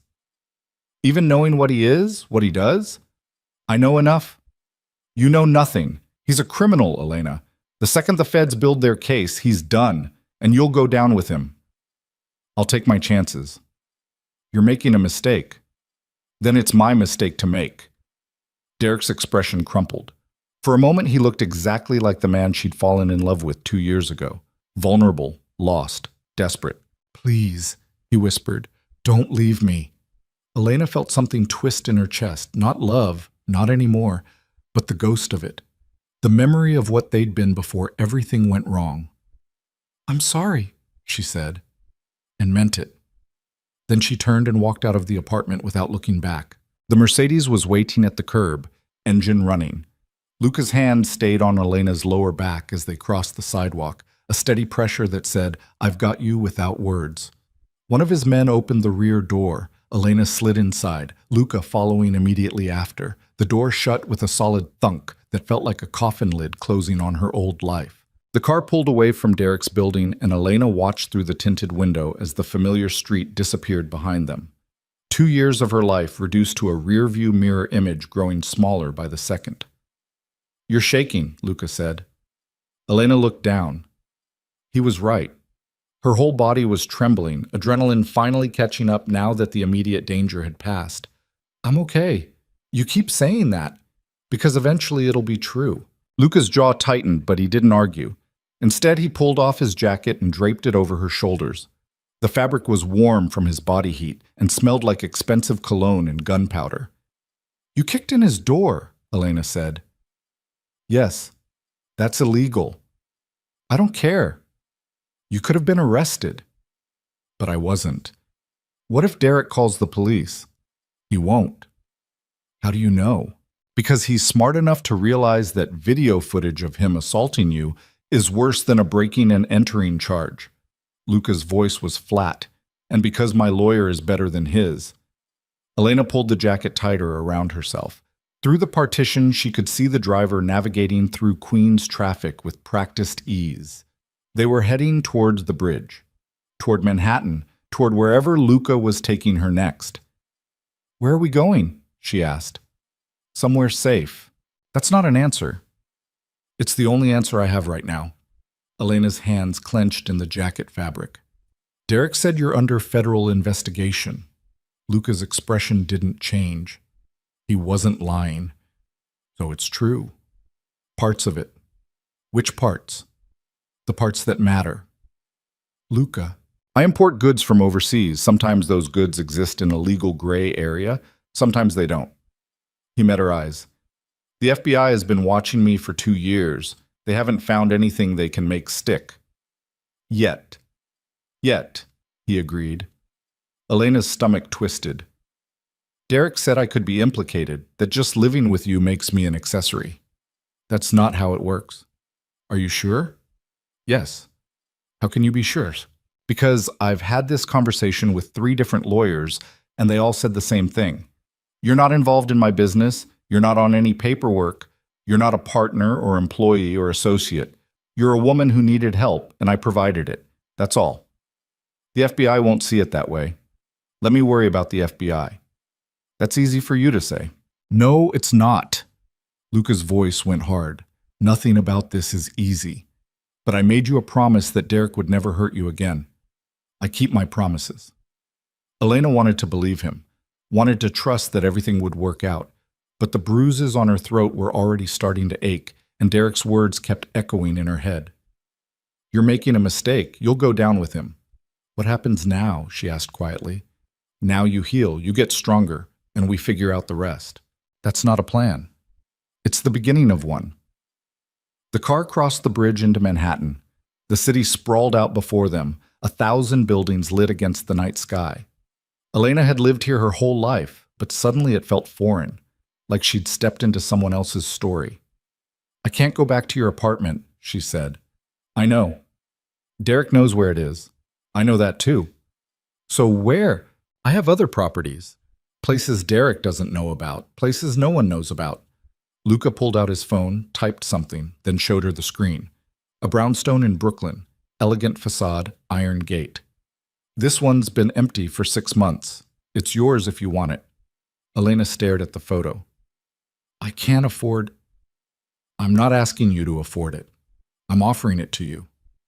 Why? Because you need a place to live. That's not. Elena. He lowered the phone. Stop questioning every kindness like it's a trap. Sometimes help is just help. Nothing is ever just anything with you. You're right. It's not. His expression softened fractionally.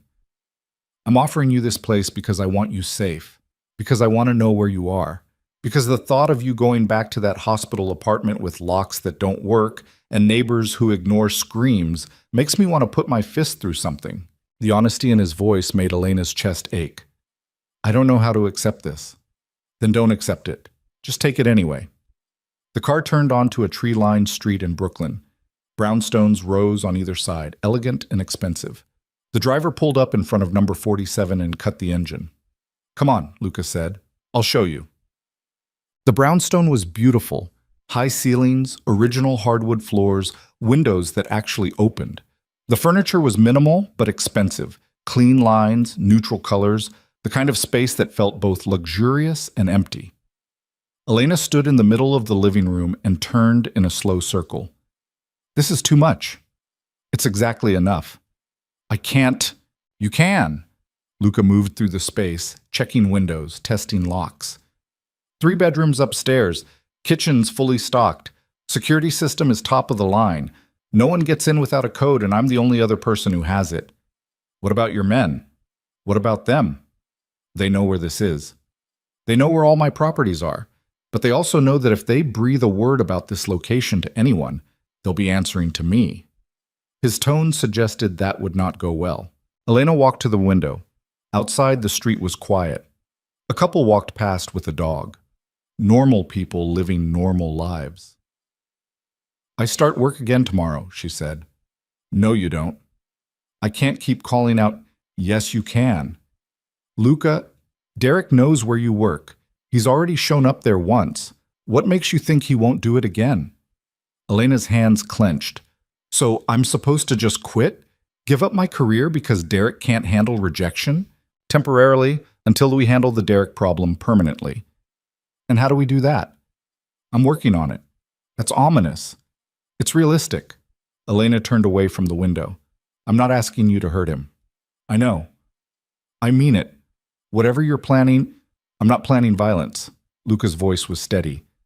I'm planning to make him understand that you're off limits, permanently. There are ways to do that without bloodshed. What ways? Legal pressure, financial leverage, making his life uncomfortable enough that leaving you alone becomes the path of least resistance. You make it sound simple. It is simple. People respond to incentives. I just need to find Derek's. Elena wanted to argue, but exhaustion was pulling at her like a riptide. She hadn't slept properly in weeks, hadn't felt safe in months. The thought of lying down in a bed that Derek didn't know about, in a building he couldn't access, was almost overwhelming. I should shower, she said. Second door on the right upstairs. Elena climbed the stairs on shaking legs. The bedroom was as minimalist as the rest of the house. Queen bed, simple dresser, window overlooking the street. The attached bathroom had a rainfall shower and tiles that looked expensive. She turned on the water and stripped off her clothes. The bruises on her throat were fully visible now, dark purple shadows in the shape of Derek's fingers. Elena touched them gently and felt nothing, just numbness. The shower was scalding. Elena stood under the spray until her skin turned red, washing away the last traces of Derek's apartment. His smell, his touch, the 2 years of accumulated fear that had seeped into her bones. When she finally stepped out, Luca had left clothes on the bed. Another t-shirt and sweatpants, soft and clean. Elena pulled them on and collapsed onto the mattress. She meant to stay awake, meant to process everything that had happened, meant to figure out what came next. Instead, she fell asleep immediately and didn't dream at all. Morning came with the sound of someone moving downstairs. Elena jolted awake, heart hammering. For a moment, she forgot where she was. Then reality crashed back. The brownstone, Luca, Derek's apartment, everything. She grabbed her phone. 7 missed calls from a number she didn't recognize. No voicemails. Just the calls themselves, evenly spaced over the past 6 hours. Derek. He'd gotten a new phone, started calling from that. When she didn't answer, he'd probably get another one. And another. He was nothing if not persistent. Elena deleted the call log and went downstairs. Luca was in the kitchen making coffee. He'd changed clothes, black jeans, gray Henley, but still looked like he hadn't slept. Dark circles shadowed his eyes. You look terrible, Elena said. Good morning to you too. Did you sleep? Some. Liar. His mouth twitched. Coffee, please. He poured her a mug. Elena wrapped her hands around it, savoring the warmth. Through the kitchen window, she could see the street waking up. People heading to work, cars pulling out of driveways, the ordinary rhythm of the city. I called your supervisor at St. Catherine's, Luca said. Elena's head snapped up. You what? Told her you're taking a leave of absence, personal emergency. She was very understanding. You had no right. I had every right. Derek's shown up at your workplace twice. The third time he might not leave when security asks. Luca's voice was firm. You're not going back there until this is resolved. That could take weeks. Then you're off work for weeks. I need the money. I'll handle it. Stop saying that. Stop pretending you have other options. Elena slammed the coffee mug down. I'm not your charity case. I never said you were. Then what am I? The question hung between them. Luca's expression shifted into something Elena couldn't quite read. You're someone I care about, he said quietly. That's all? That's not all. That's never all. Elena's voice shook. You've upended your life for me, given me a place to live, paid my bills, threatened my ex-boyfriend with violence. People don't do that without expecting something in return. I don't expect anything. Everyone expects something. Not me. Bullshit. Luca set down his own coffee. You want to know what I expect? I expect you to heal, to get stronger, to stop looking over your shoulder like Derek's going to appear any second. That's what I expect. Nothing else. Why? Because you deserve better than the hand you've been dealt. You barely know me. I know enough. That's not... The doorbell rang. They both froze. Elena's first thought was Derek. Somehow he'd found her. Somehow he'd tracked her here despite all of Luca's precautions. But Luca's expression suggested otherwise. He moved to the security panel by the door, checked the camera feed, then relaxed fractionally. "It's my lawyer," he said. "Your lawyer makes house calls?" "When I pay him enough, yes." Luca opened the door. A man in his 50s entered. Expensive suit, graying hair, carrying a leather briefcase that probably cost more than Elena's monthly rent. "Marcus," Luca said. "Thanks for coming." "Of course." Marcus's eyes found Elena. "Miss Voss, I've heard a lot about you." "None of it good, I'm sure." "On the contrary, Luca speaks very highly of your resilience." Elena had no idea how to respond to that. Marcus set his briefcase on the dining table and pulled out a stack of documents. "I've prepared everything we discussed: restraining order violation documentation, evidence of assault, witness statements from building security, medical records from your previous hospital visit." Elena's breath caught. "How did you get my medical records?" "I have resources." "That's illegal." "Technically, yes, but they'll be inadmissible in court, so the how doesn't matter. What matters is we have proof of a pattern of abuse." "For what?" "For criminal charges." Marcus spread the documents across the table. "Derek Hale violated a restraining order, coerced you into his vehicle, transported you against your will, and physically assaulted you. That's kidnapping and assault, both felonies." Elena stared at the paperwork. "You want me to press charges?" "I want you to bury him." Marcus's voice was calm, professional, like they were discussing a business transaction instead of someone's life. "File criminal charges. Pursue a civil suit for damages. Make it clear that further contact will result in legal and financial consequences he can't afford." "That's extreme?" Marcus shrugged. "Perhaps, but half measures don't work with men like Derek Hale. They see compromise as weakness. The only language they understand is overwhelming force." Elena looked at Luca. "Did you put him up to this?" "I asked him to review your options." "These aren't options. This is a declaration of war." "Derek declared war the first time he hit you. We're just responding appropriately." Marcus pulled out another document. "There's one more thing. I've prepared a temporary protective order that extends the restraining order to include your workplace, this residence, and any location where you can reasonably expect to be. If approved, Derek would face immediate arrest for any violation." "Will a judge approve it?" "With this evidence?" "Almost certainly." Elena's hands shook. She sat down before her legs could give out.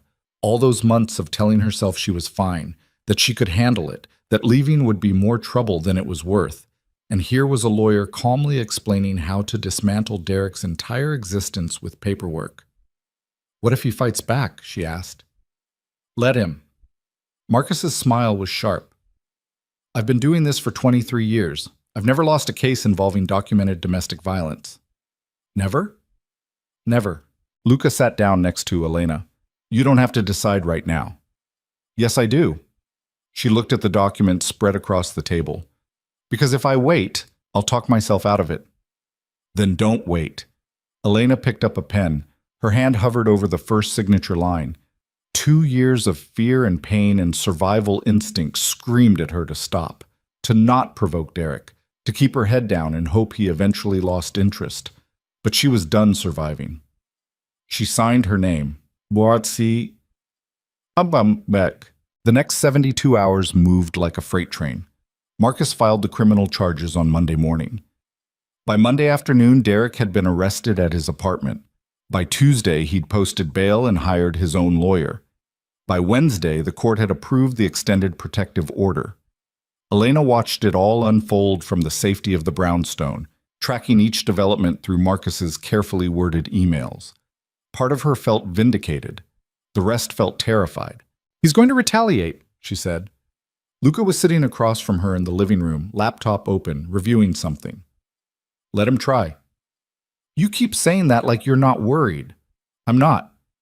"Why not?" "Because I'm prepared for anything he might do." "That's not possible. You can't predict—" "Elena." Luca closed the laptop. "I have men watching Derek's apartment, his workplace, and every location he frequents. I have access to his phone records, his financial transactions, his internet search history. If he so much as thinks about violating the protective order, I'll know about it before he takes the first step." Elena's stomach turned. "You're surveilling him." "Extensively. That's Illegal? Probably. Effective? Absolutely. What if you get caught? I won't. You can't know that. I can, because the people I hire are very good at their jobs. Luca's expression was calm. Too calm. Derek Hale is not going to hurt you again. I've made sure of it.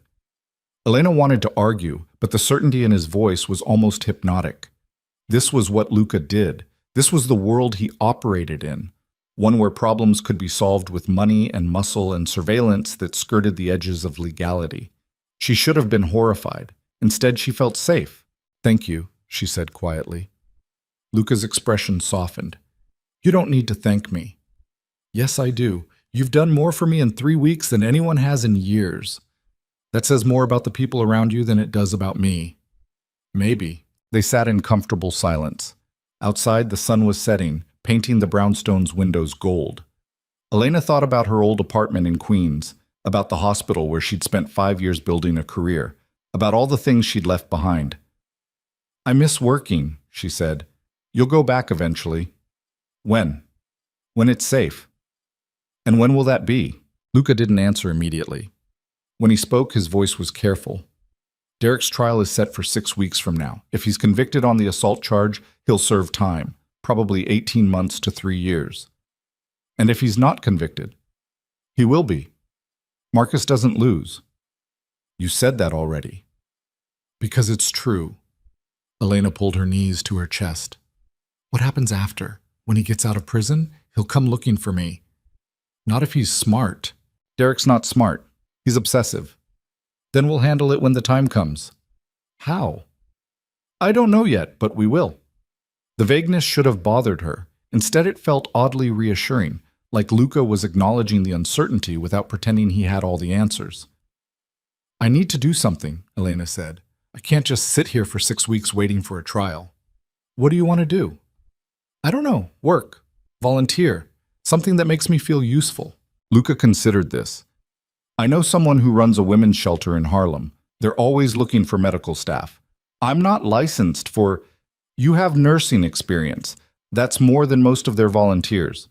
He pulled out his phone. Let me make a call. Right now? Why not? He dialed before Elena could protest. The conversation was brief and one-sided. When Luca hung up, he was almost smiling. You start Monday, he said. Just like that? Just like that. Elena shook her head. Do you always get what you want this easily? Usually. That must be nice. It has its advantages. Something in his tone made Elena look up. Luca was watching her with an expression she couldn't quite read. Intense and careful at the same time. What? She asked. Nothing. That's not a nothing look. I'm just thinking. About what? He hesitated. About how different you are now than 3 weeks ago. Different how? Stronger. More sure of yourself. His voice dropped. Less afraid. Elena's chest tightened. I'm still afraid. But you're not letting it control you anymore. Is that a good thing?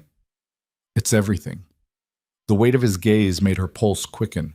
Elena looked away, suddenly aware of how close they were sitting, how the light caught the angles of Luca's face, how his presence had become something she relied on without meaning to. I should make dinner, she said. I can order something. I want to cook. Then I'll help. They moved into the kitchen. Elena pulled ingredients from the fully stocked refrigerator while Luca found a cutting board. The domesticity of it felt surreal, chopping vegetables side by side like they'd done this 100 times before. Where did you learn to cook? Elena asked.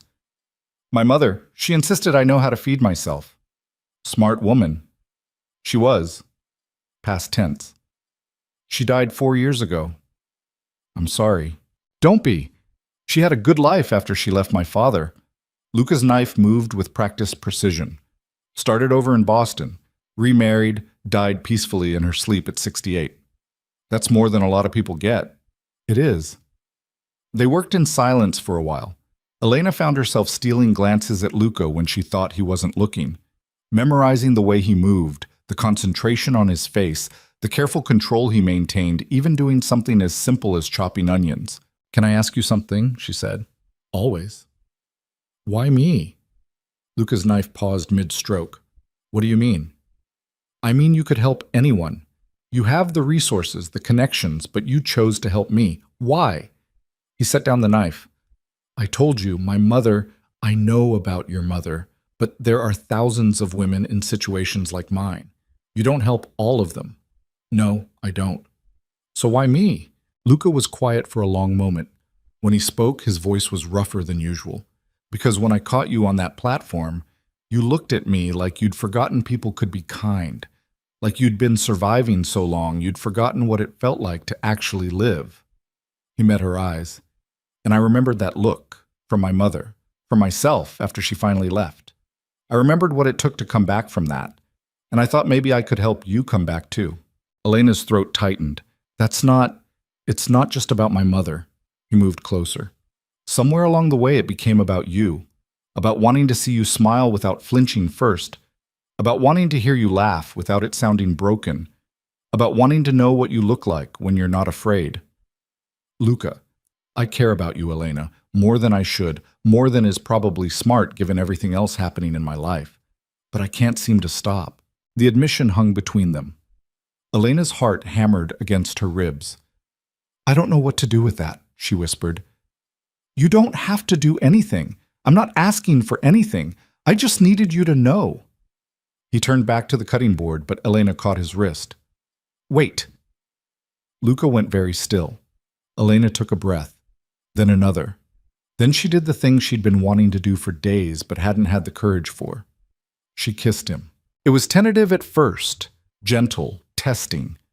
Luca froze for half a second, then his hand came up to cup her face, and the kiss deepened into something that felt like falling and flying at the same time. When they finally broke apart, both breathing hard, Luca rested his forehead against hers. We shouldn't, he said. I know. You're vulnerable. I don't care. Elena, I've spent 2 years being told what I should and shouldn't do. I'm done with that.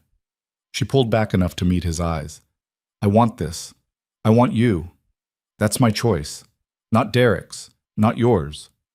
Mine. Luca's thumb traced her cheekbone. Are you sure? More sure than I've been about anything in a long time. He kissed her again. Slower this time. Deeper. Like he was memorizing the taste of her. Elena's hands fisted in his shirt, pulling him closer, and somewhere in the back of her mind a voice whispered that this was reckless and stupid and exactly what she shouldn't be doing. She ignored it. The burner phone buzzed. They broke apart. Luca pulled the phone from his pocket, glanced at the screen, and his entire expression changed.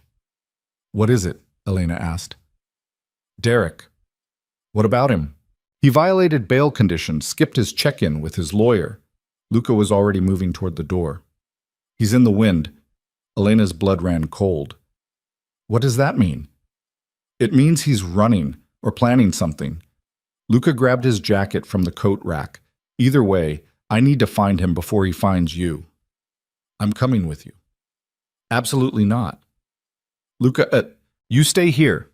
Door locked. Security system armed. My men are outside and they have orders to shoot anyone who tries to enter without the code. You're scaring me. Good. You should be scared. He moved to her, gripped her shoulders. Derek's desperate. Desperate men are dangerous.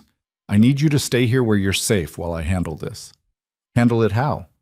However I need to. The implication was clear. Elena's stomach twisted. Don't kill him. I won't. Promise me.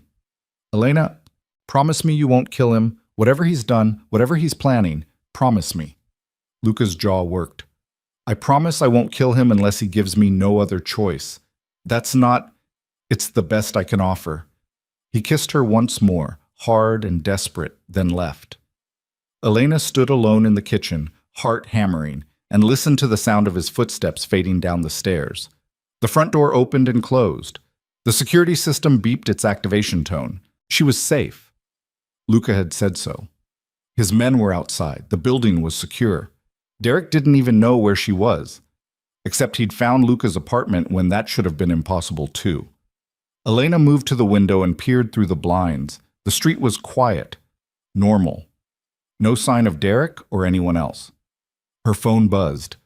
Not the burner. Her regular phone. The one she'd turned off days ago. Elena stared at it. She'd powered it down. Physically watched the screen go dark. There was no way it should be on, unless someone had turned it back on remotely. With shaking hands, Elena picked up the phone. One new message from an unknown number. Found you. The lights went out. Every light in the brownstone died at once, plunging the interior into darkness. Elena's breath caught. She fumbled for her burner phone, used the screen light to navigate through the living room toward the security panel. The display was dark, dead. Someone had cut the power. A crash from the kitchen made her spin around, glass shattering, the sound of a window breaking. Elena ran for the stairs, but a figure appeared at the top, silhouetted against the moonlight from the bedroom window. Derek. "Hello, Elena," he said. "We need to talk." Elena's hand closed around the stair railing. Her mind raced through options. Run back down, scream for Luca's men outside, find a weapon, anything. But Derek was already descending the stairs with deliberate slowness, blocking her only path up. "Don't," he said quietly. "Don't run. Don't scream. We both know how this ends if you do. Your men are outside. Luca's men." Derek's smile was terrible in the darkness. "And they're currently dealing with a gas leak 2 blocks over. Amazing how fast a building evacuates when someone calls in a threat." Elena's stomach dropped. "You planned this? Of course I planned this. You think I'm stupid?" He reached the bottom of the stairs. "I've had 3 days to think about nothing but you. About how you humiliated me. How you chose him over me. How you destroyed everything we built together. We didn't build anything. You tore me down piece by piece. I loved you. You controlled me. Same thing." "It's not." Derek's hand shot out and grabbed her wrist. Elena tried to jerk away, but his grip was iron. 2 years, Elena. 2 years I gave you, fed you, put a roof over your head. And this is how you repay me? Criminal charges? A restraining order? Trying to send me to prison? You put your hands on me. Because you made me. I didn't make you do anything. You did. Every time you pulled away. Every time you looked at me like I was a monster. You created this." His fingers dug into her wrist, finding the exact spots where old bruises had been. "So now you get to fix it." Elena's free hand scrabbled along the wall, searching for anything she could use as a weapon. Her fingers closed around a picture frame. She swung it hard at Derek's head. He caught her wrist mid-swing. The frame clattered to the floor. "Nice try," he said. Then he shoved her backward into the wall. Elena's head cracked against the plaster. Stars burst across her vision. "Stop," she gasped. "I'll stop when you listen." "I'm listening?" "No, you're not. You're plotting, figuring out how to get away, how to call for help." Derek's face was inches from hers now. She could smell alcohol on his breath. "But there's no help coming. Luca's halfway across the city chasing a false lead. His men are occupied. The power's out. The security system's dead. It's just you and me. Like it should have been from the beginning." Elena's pulse hammered in her throat. "What do you want?" "I want you to come home." "I can't." "You can. You will." "Derek, we'll leave the city, start over somewhere else, California maybe, or Florida. Somewhere warm, somewhere no one knows us." His voice took on a pleading edge. "We can fix this, Elena. We can go back to how it was." "How it was?" Elena's voice broke. "You mean when you were breaking my ribs? When I was starving myself because eating meant staying longer? When I slept in my scrubs because undressing made me too vulnerable?" "I never meant—" "You meant all of it. Every bruise, every threat, every time you made me small enough to disappear." She met his eyes in the darkness. "I'm not going back to that. I'm not going back to you." Derek's expression shifted from desperation to rage so fast Elena barely saw it coming. His hand closed around her throat, not squeezing, not yet, just resting there with enough pressure to make breathing difficult. "You don't get to say no to me," he said quietly. Elena's hands came up, clawing at his wrist. "Let go." "Not until you understand." "Understand what?" "That I'm the only one who's ever going to love you. The only one who'll put up with your shit, your stubbornness, your—" The front door exploded inward. Wood splintered. The security system let out a dying wail. And then Luca was there, gun drawn. 2 of his men behind him with their own weapons raised. Let her go, Luca said. His voice was absolutely calm, absolutely controlled, the kind of calm that preceded violence. Derek's hand tightened on Elena's throat. You were supposed to be across town. I was. Then I realized you were too smart to leave a trail that obvious. Luca's eyes never left Derek's face.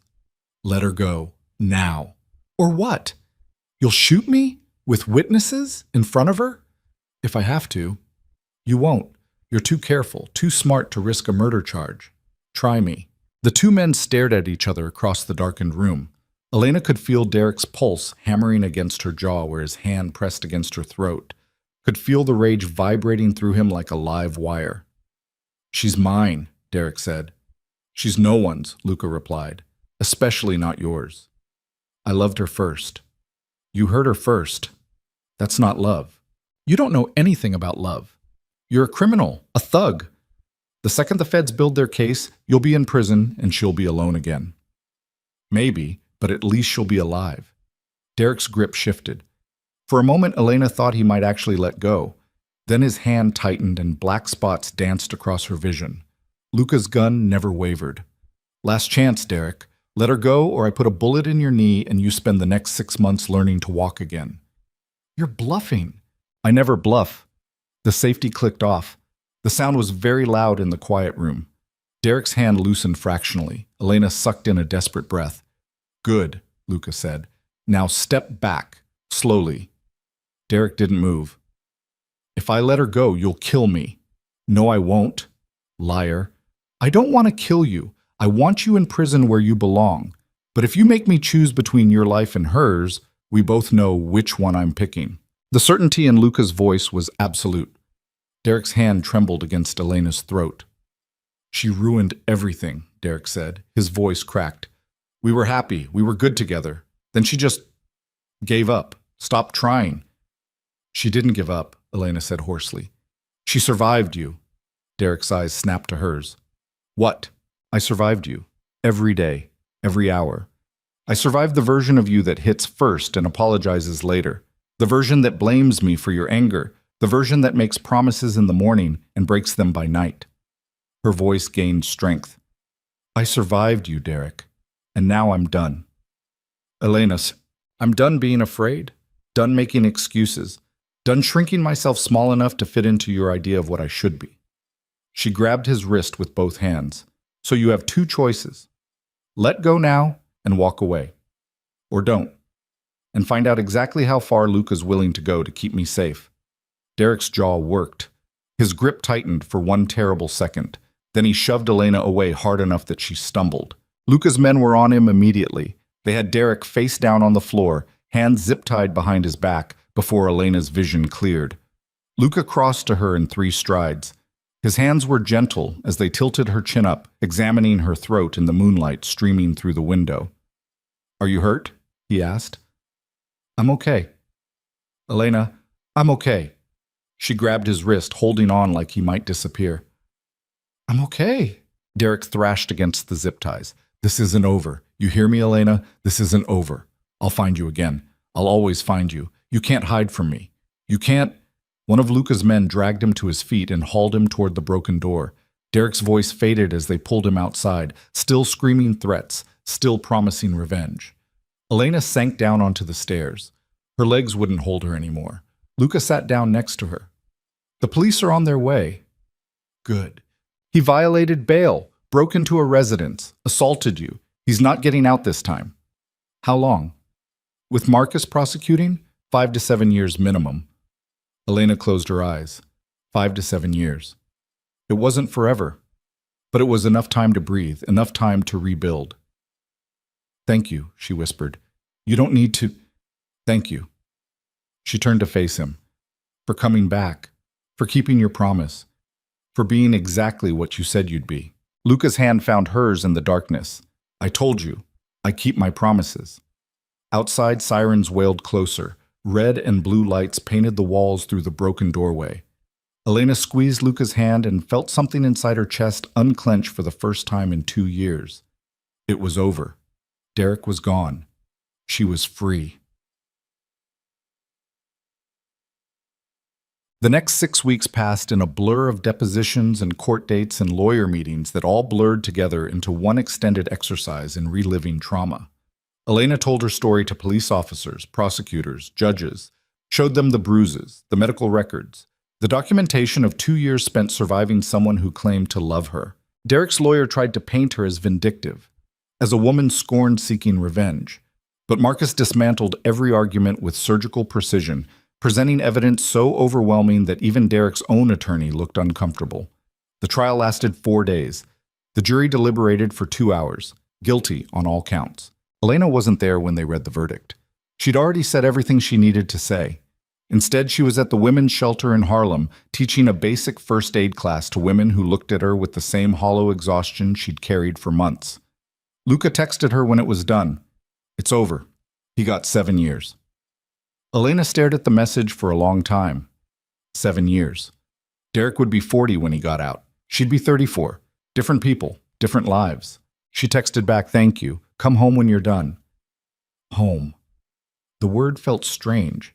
The brownstone had become that somehow, not Derek's apartment with its broken dishes and holes in the walls, but this new space where she could breathe without flinching first.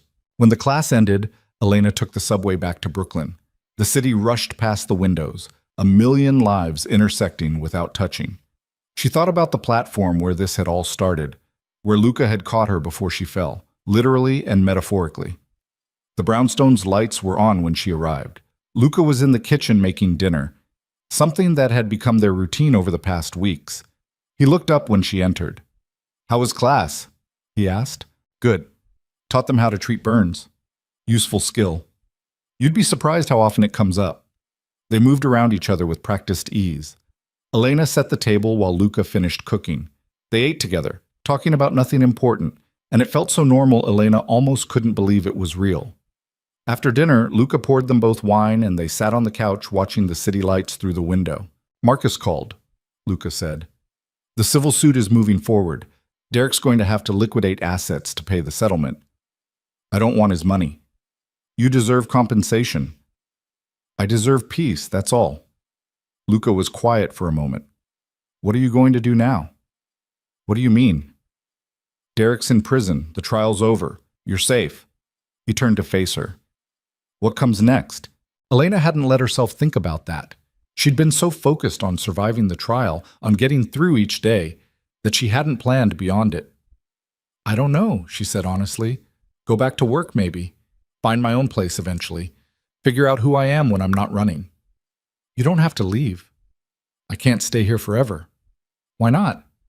"Because this is your place, your life. I can't just—" "I want you here," Luca said. "Simple as that. For as long as you want to stay." Elena's chest tightened. "What are we doing, Luca?" "What do you mean?" "This. Us.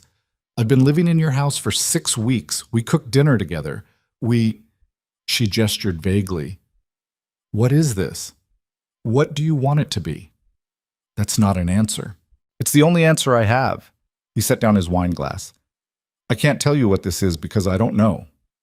All I know is that I'm happier when you're here than when you're not. That I look forward to coming home because you're in it. That for the first time in years, I'm building something that isn't just business or survival." "What are you building?" "I don't know yet, but I'd like to find out. With you, if you want." Elena wanted to say yes immediately, wanted to fall into this thing between them without questioning it. But 2 years with Derek had taught her to be careful about promises made in the heat of emotion. "I need time," she said. "Take all the time you need. I need to figure out who I am, without Derek, without—" She stopped. "Without needing to be saved." "You don't need saving." "I did. 3 months ago I did. And you saved me. But I can't build a life with you if I'm still that person.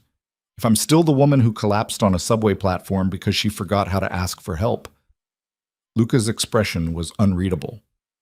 "What are you saying?" "I'm saying I need to stand on my own first. I need to go back to work, get my own place, prove to myself that I can survive without someone, even someone good, propping me up.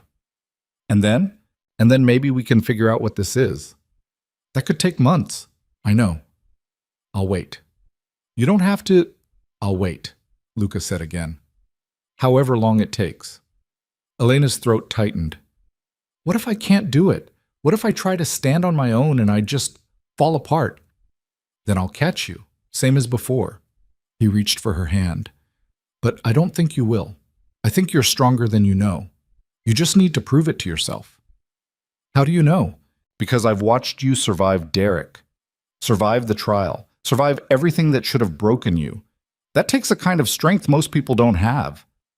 Elena wanted to believe him, wanted to believe she was capable of being the person he saw when he looked at her, the person who could stand on her own and choose to be with someone instead of needing to be. Okay, she said. Okay, I'll try. I'll go back to work, find an apartment, figure out who Elena Voss is when she's not afraid. She squeezed his hand. But I need you to promise me something. Anything. If I ask you to catch me, you will. Even if it's months from now, even if you've moved on. If I call and I need you, I'll be there. Luca's voice was absolute. Always. They sat in silence, hands clasped, and Elena felt something shift inside her. Not healing exactly. That would take time. But the beginning of it. The first crack in the armor she'd built around herself. Thank you, she whispered. For what? For seeing me. When everyone else looked away. Luca pulled her close. Elena let herself lean into him, just for a moment, soaking up his warmth and steadiness. Then she pulled back. I should pack, she said. You're leaving tonight? Tomorrow, but I should... She gestured vaguely. Start. Elena, I need to do this before I lose my nerve. He nodded slowly. I'll help. They went upstairs together. Elena pulled out a duffel bag she'd bought weeks ago and started folding clothes. It didn't take long. She hadn't accumulated much. Luca watched from the doorway. Where will you go? St. Catherine's has housing for staff. It's not much, but it's safe. And it's mine. When do you start back? Monday. 3 days. Elena had 3 days to prepare for stepping back into her old life with a completely different skin. She zipped the duffel bag and turned to face Luca. He looked exactly as he had that first night on the platform. Dark eyes, controlled intensity, the kind of handsome that felt dangerous. But she wasn't afraid anymore. Will you visit? He asked. If you want me to. I want you to. Then I will. They stood in the doorway, the space between them charged with all the things neither of them was ready to say. I meant what I said earlier, Luca said quietly, about waiting. I know. I'm not good at patience. Then this will be good practice. His mouth twitched. You're different than you were. Is that bad? It's everything. Elena kissed him, soft and brief and full of promise. Then she picked up her bag and walked downstairs without looking back.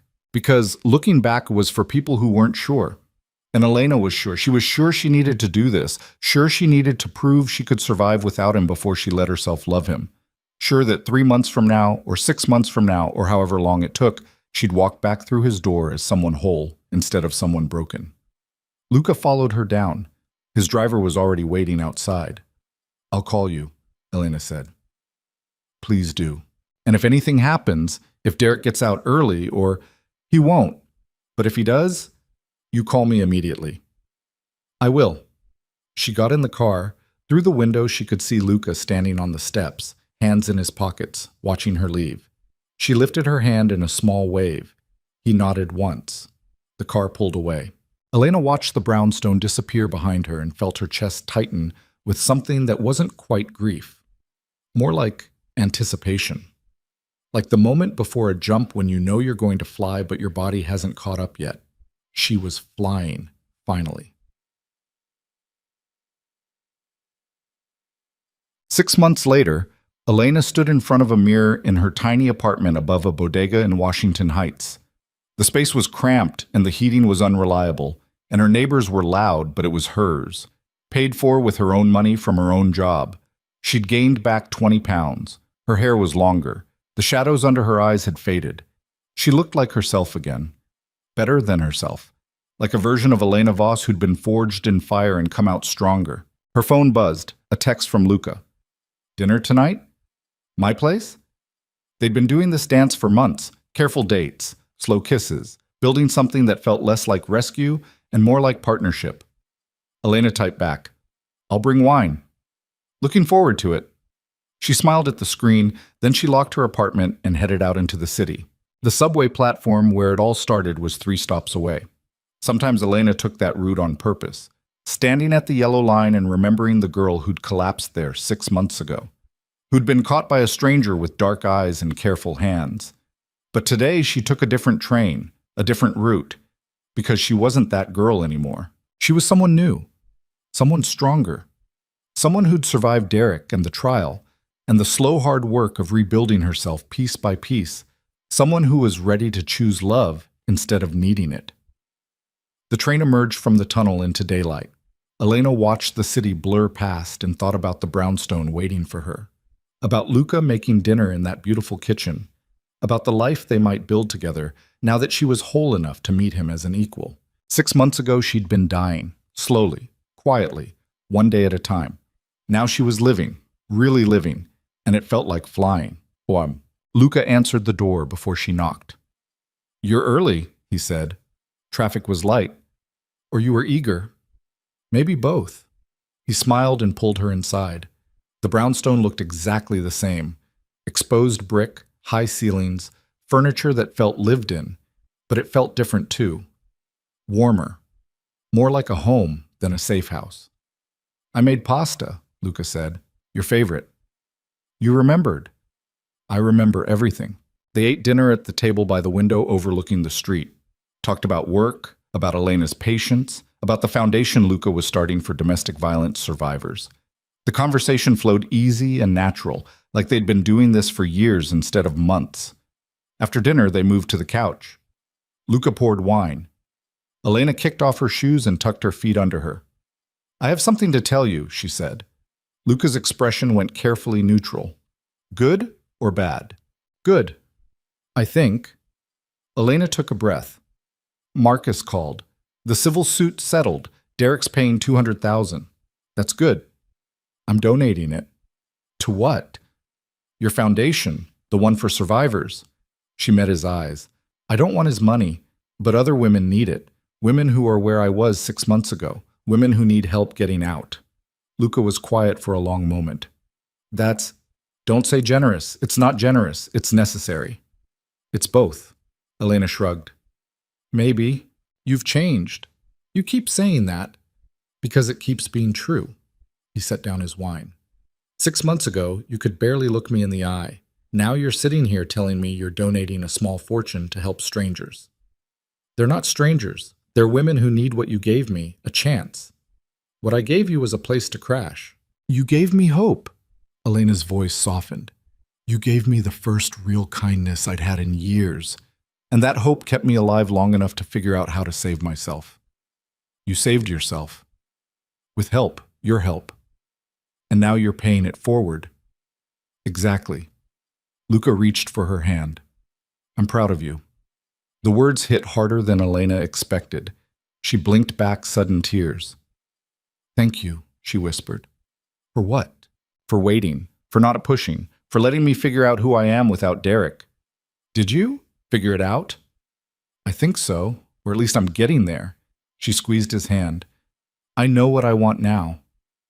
"What do you want?" "This. You. Us." Elena took a breath. "But not because I need saving, because I choose it. Because you make me laugh and you challenge me, and when I'm with you, I feel like the best version of myself." "Elena, I love you." The words came out quiet but certain. "I don't know when it happened. Maybe on that platform 6 months ago. Maybe the first time you made me dinner. Maybe yesterday when you texted me a terrible joke about hospital food. But I love you, and I wanted you to know." Luca's hand tightened on hers. "You're sure? More sure than I've been about anything. Because 6 months ago you said, I know what I said. I needed time to stand on my own, to prove I could survive without someone propping me up." She moved closer. "But surviving isn't the same as living, and I want to live. With you. If you still want that." "If I still—" Luca laughed, short and disbelieving. "Elena, I've thought about nothing but you for 6 months. Counted down the days until you were ready. Wondered if you'd ever come back, or if you'd realize you were better off alone. I'm not better off alone. Neither am I. He kissed her, slow and deep and full of 6 months of waiting. Elena kissed him back and felt something inside her chest finally settle into place.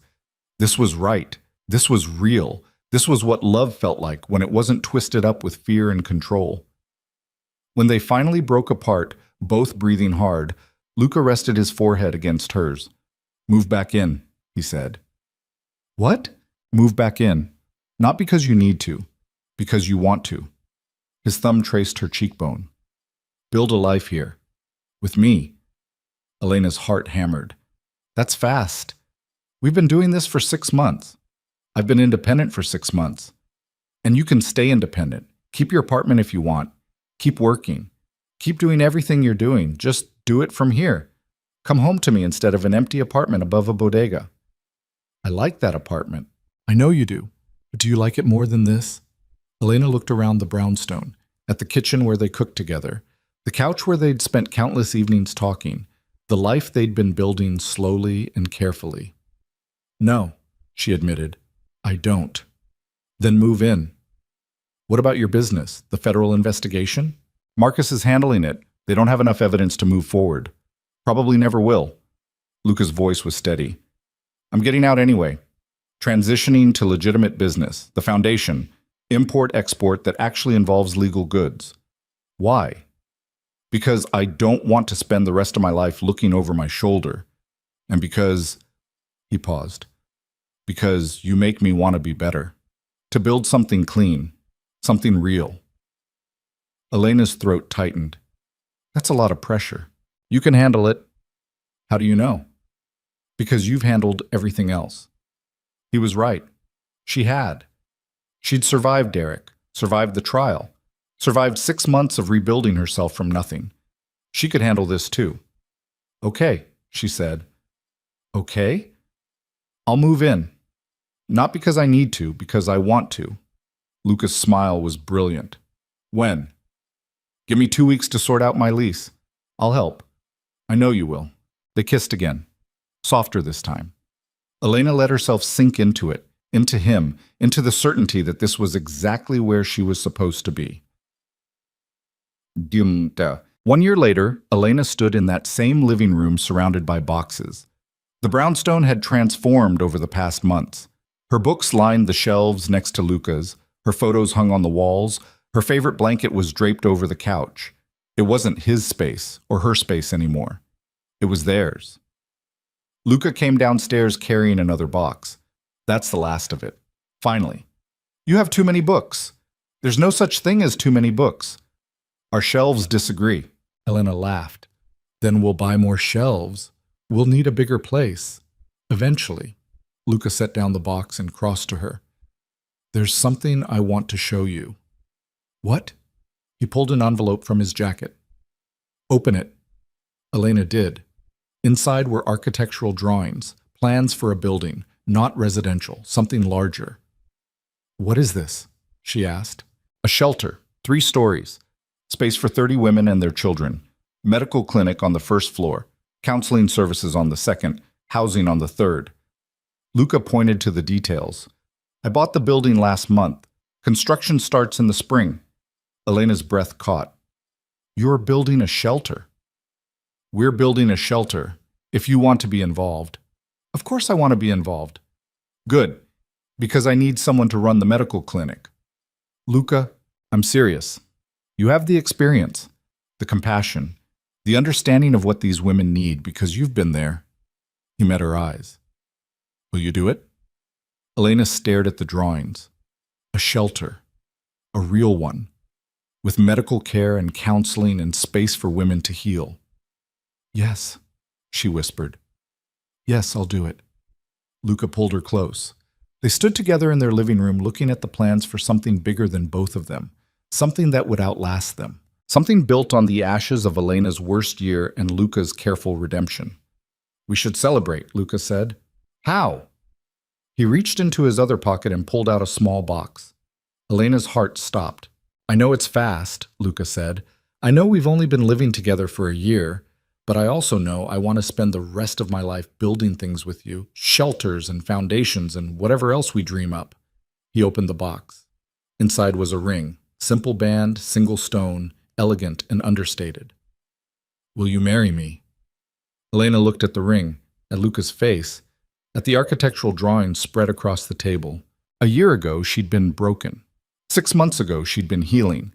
Now she was whole, and she was ready. Yes, she said. Luca's smile could have lit the city. He slid the ring onto her finger, and it fit perfectly. They kissed, surrounded by boxes and building plans and the life they'd built from nothing. Outside, the city hummed with its usual chaos. But in here, everything was quiet, safe, home, gisit. 18 months later, Elena stood in front of St. Catherine's Hospital wearing a white dress. It wasn't a fancy wedding, just close friends, Luca's driver who'd become something like family, and a handful of women from the shelter whose lives had changed because someone had bothered to help. Luca waited at the end of the aisle in a dark suit, hands clasped, eyes steady. When Elena started walking toward him, his expression softened into something that looked like reverence. The ceremony was brief, simple vows, promises to build a life together, to be partners, to choose each other every day. When the officiant said they could kiss, Luca pulled Elena close and whispered, "I've got you." "I know," she whispered back. "I've got you too." They kissed as husband and wife, and the small crowd applauded. After the ceremony, they stood on the hospital steps taking photos. Someone asked how they met. "On a subway platform," Elena said. "She fell," Luca added. "I caught her." "And you've been catching her ever since?" Luca looked at Elena. "Actually, she's been catching me." Elena squeezed his hand. It was the truth. She'd saved him as much as he'd saved her, maybe more. They drove to the shelter after the reception. The building was finished now, gleaming white facade, windows that let in light. 30 women currently called it home. 30 women who were learning to stand on their own the way Elena had. Inside, someone had hung a banner. "Congratulations, Luca and Elena." One of the residents approached, a woman named Sarah with a black eye that was almost healed and a daughter who clung to her leg. "Thank you," Sarah said quietly, "for everything." "You did the hard part," Elena replied. "We just gave you a place to do it." "Still." "Thank you." Elena hugged her. Over Sarah's shoulder, she could see Luca talking to another resident, listening with the same careful attention he'd given Elena that first night in the diner.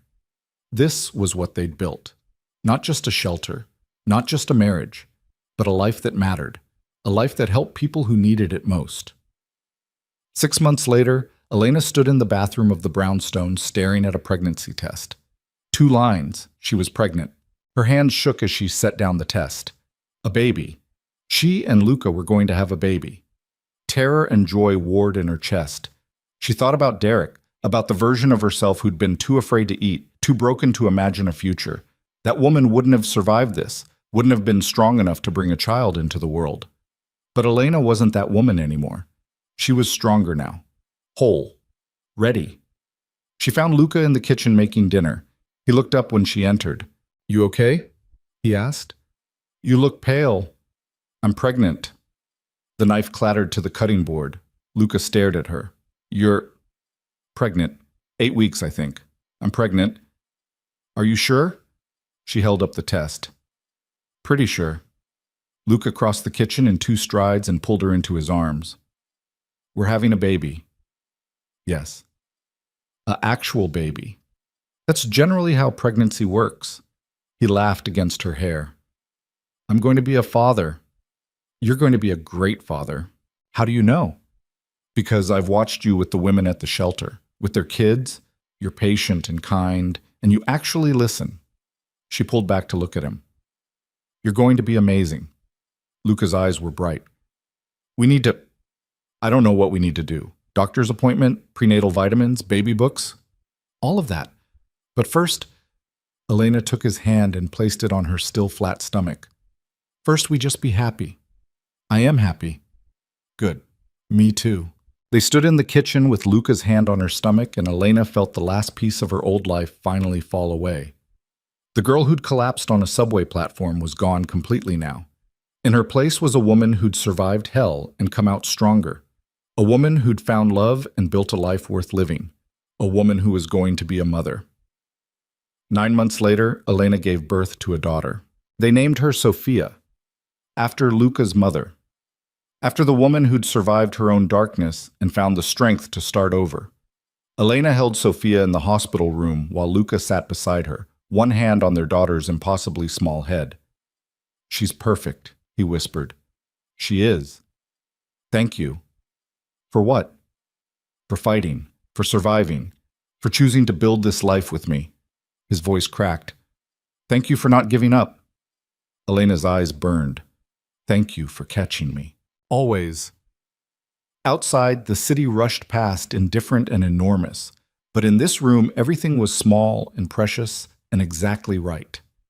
3 years after that first night on the platform, Elena had everything she'd never let herself dream about. A husband who loved her, a daughter who depended on her, a career that mattered, a life built on choice instead of fear. She'd fallen. Luca had caught her, and together they'd learned to fly. Not a rescue story, a love story, a survival story. A story about two broken people who found each other in the darkness and built something beautiful out of the wreckage. Not perfect, not easy, but real. And that was everything. 5 years later, Elena stood on a subway platform holding Sophia's hand. Her daughter was 4 now, curious and fearless, and completely unaware that this platform had changed her mother's life. They were heading home from the park, both tired and happy. The train pulled in. Elena lifted Sophia into her arms and stepped aboard.